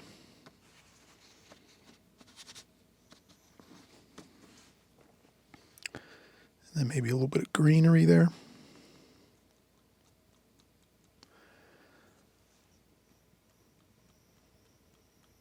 Like that.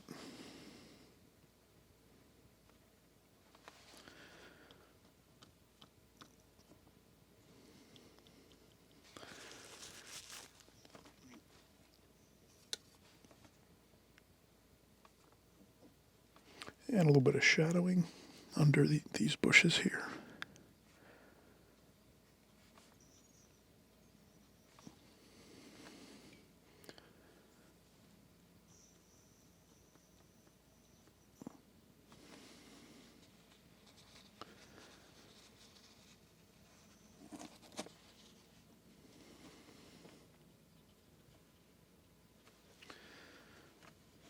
we go. We'll tie in some sections together there. If you see something that looks a little bit like awkward, you could try to tie it into another area. So I'm trying to tie this bottom of this bush in over here. Maybe I can do that. And you can see I'm using a lot of splashing technique here. Kind of works good for a painting like this because there's so many like large areas that are just sort of like grass and weeds and things, and it just doesn't seem like it would be a good idea to paint everything with a large brush and just color it, fill it all in with wash. I think leaving it like we did here with the vignette idea really does look good. And then it kind of keeps our focal point on the various interesting things that are going on. The church, the house over here, there's another house over here, cottage type thing. Then we have this beautiful mountaintop over here. So we look up over here a little bit. So we have lots of interesting things we can look at in this painting. And then we kind of leave the other areas relaxed and kind of not really too filled in, I guess, with colors or details or things like that. So the last thing I'll do is purple and so that's purple and alizarin crimson, a little bit of burnt sienna, some cerulean blue,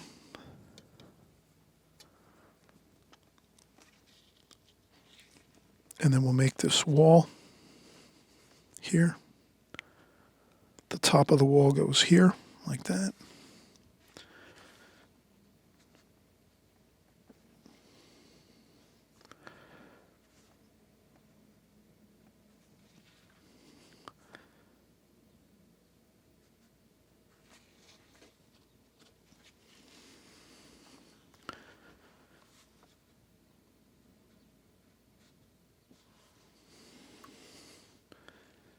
And of course there's a little bit of greenery alongside that wall, so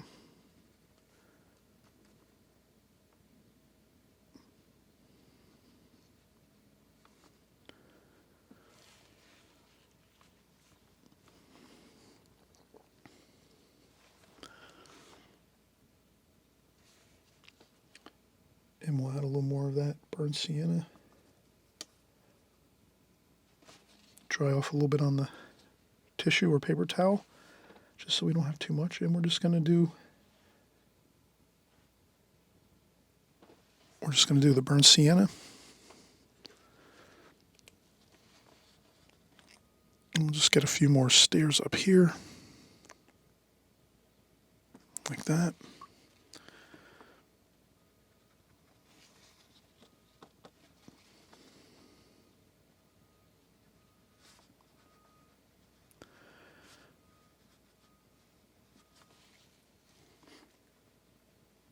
I made this a little bit too dark, tonal value-wise. This should have been lighter. You can see how pretty light it is.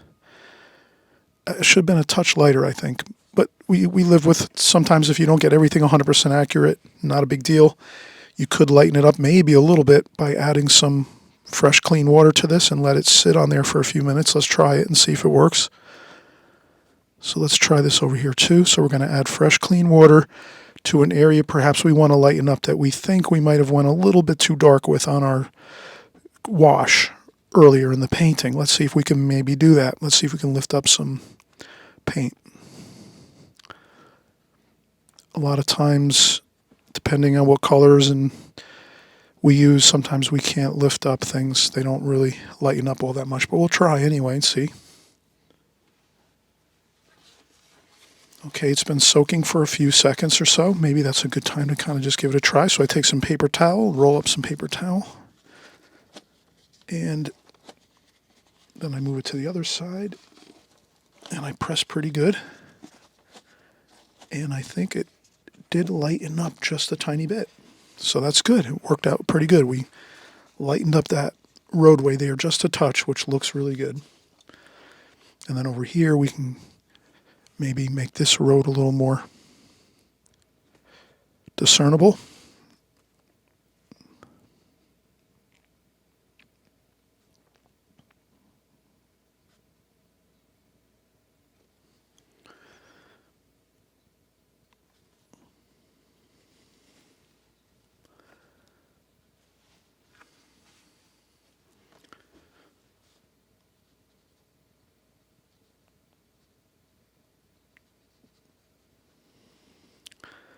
And now is the time where we might be starting to get too concerned about maybe too many details here. But I think now is the time where I'm kind of saying, yeah, we're good on, this is complete. This really looks good. Not too much more on the details, or otherwise we might start fussing around too much and ruin some sections of the painting. So we leave it like this. Seems to be just exciting to look at it quickly. The church, this house over here, this small cottage over here, up here, the sky wash and a little bit of the snowy mountains up here, the Alps. I think it looks fine. So let's leave it at this point here. Thanks again for coming by and painting with me. We're all together in this, working to get some really good results in our paintings. We stick with the fundamental rules, methods, and techniques in watercolor. Just using the two main techniques we like to use, the alla prima, which is this technique, which is just go in, paint the darks in first after we do our drawing, and then just keep working each of the washes out from there, going from darker to light. Or on other videos you'll see me talk about the glazing technique, which is we go all the light washes first and then we put the darker ones on last. So it's kind of like the reverse. The two techniques are kind of like work in reverse. Alla primas, your darks first, windows, doors, this section here, these darks here, some of these darks. And then last is the light washes all through here, and leaving the whites, of course. On certain sections you're going to leave white paper or lighter washes, very light tonal values. And I think this is fine. Sometimes I always like to maybe just do a little bit of a lemony yellow there to kind of make that feel like that's really a warm, sunny bit of light on there.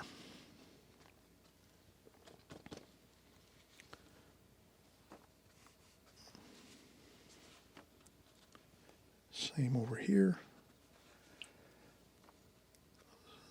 But that's really all I would do at this point. Is just add that, maybe that touch of lemon yellow to the facade a little bit, and that is it. All right, see you soon. Happy painting, everyone.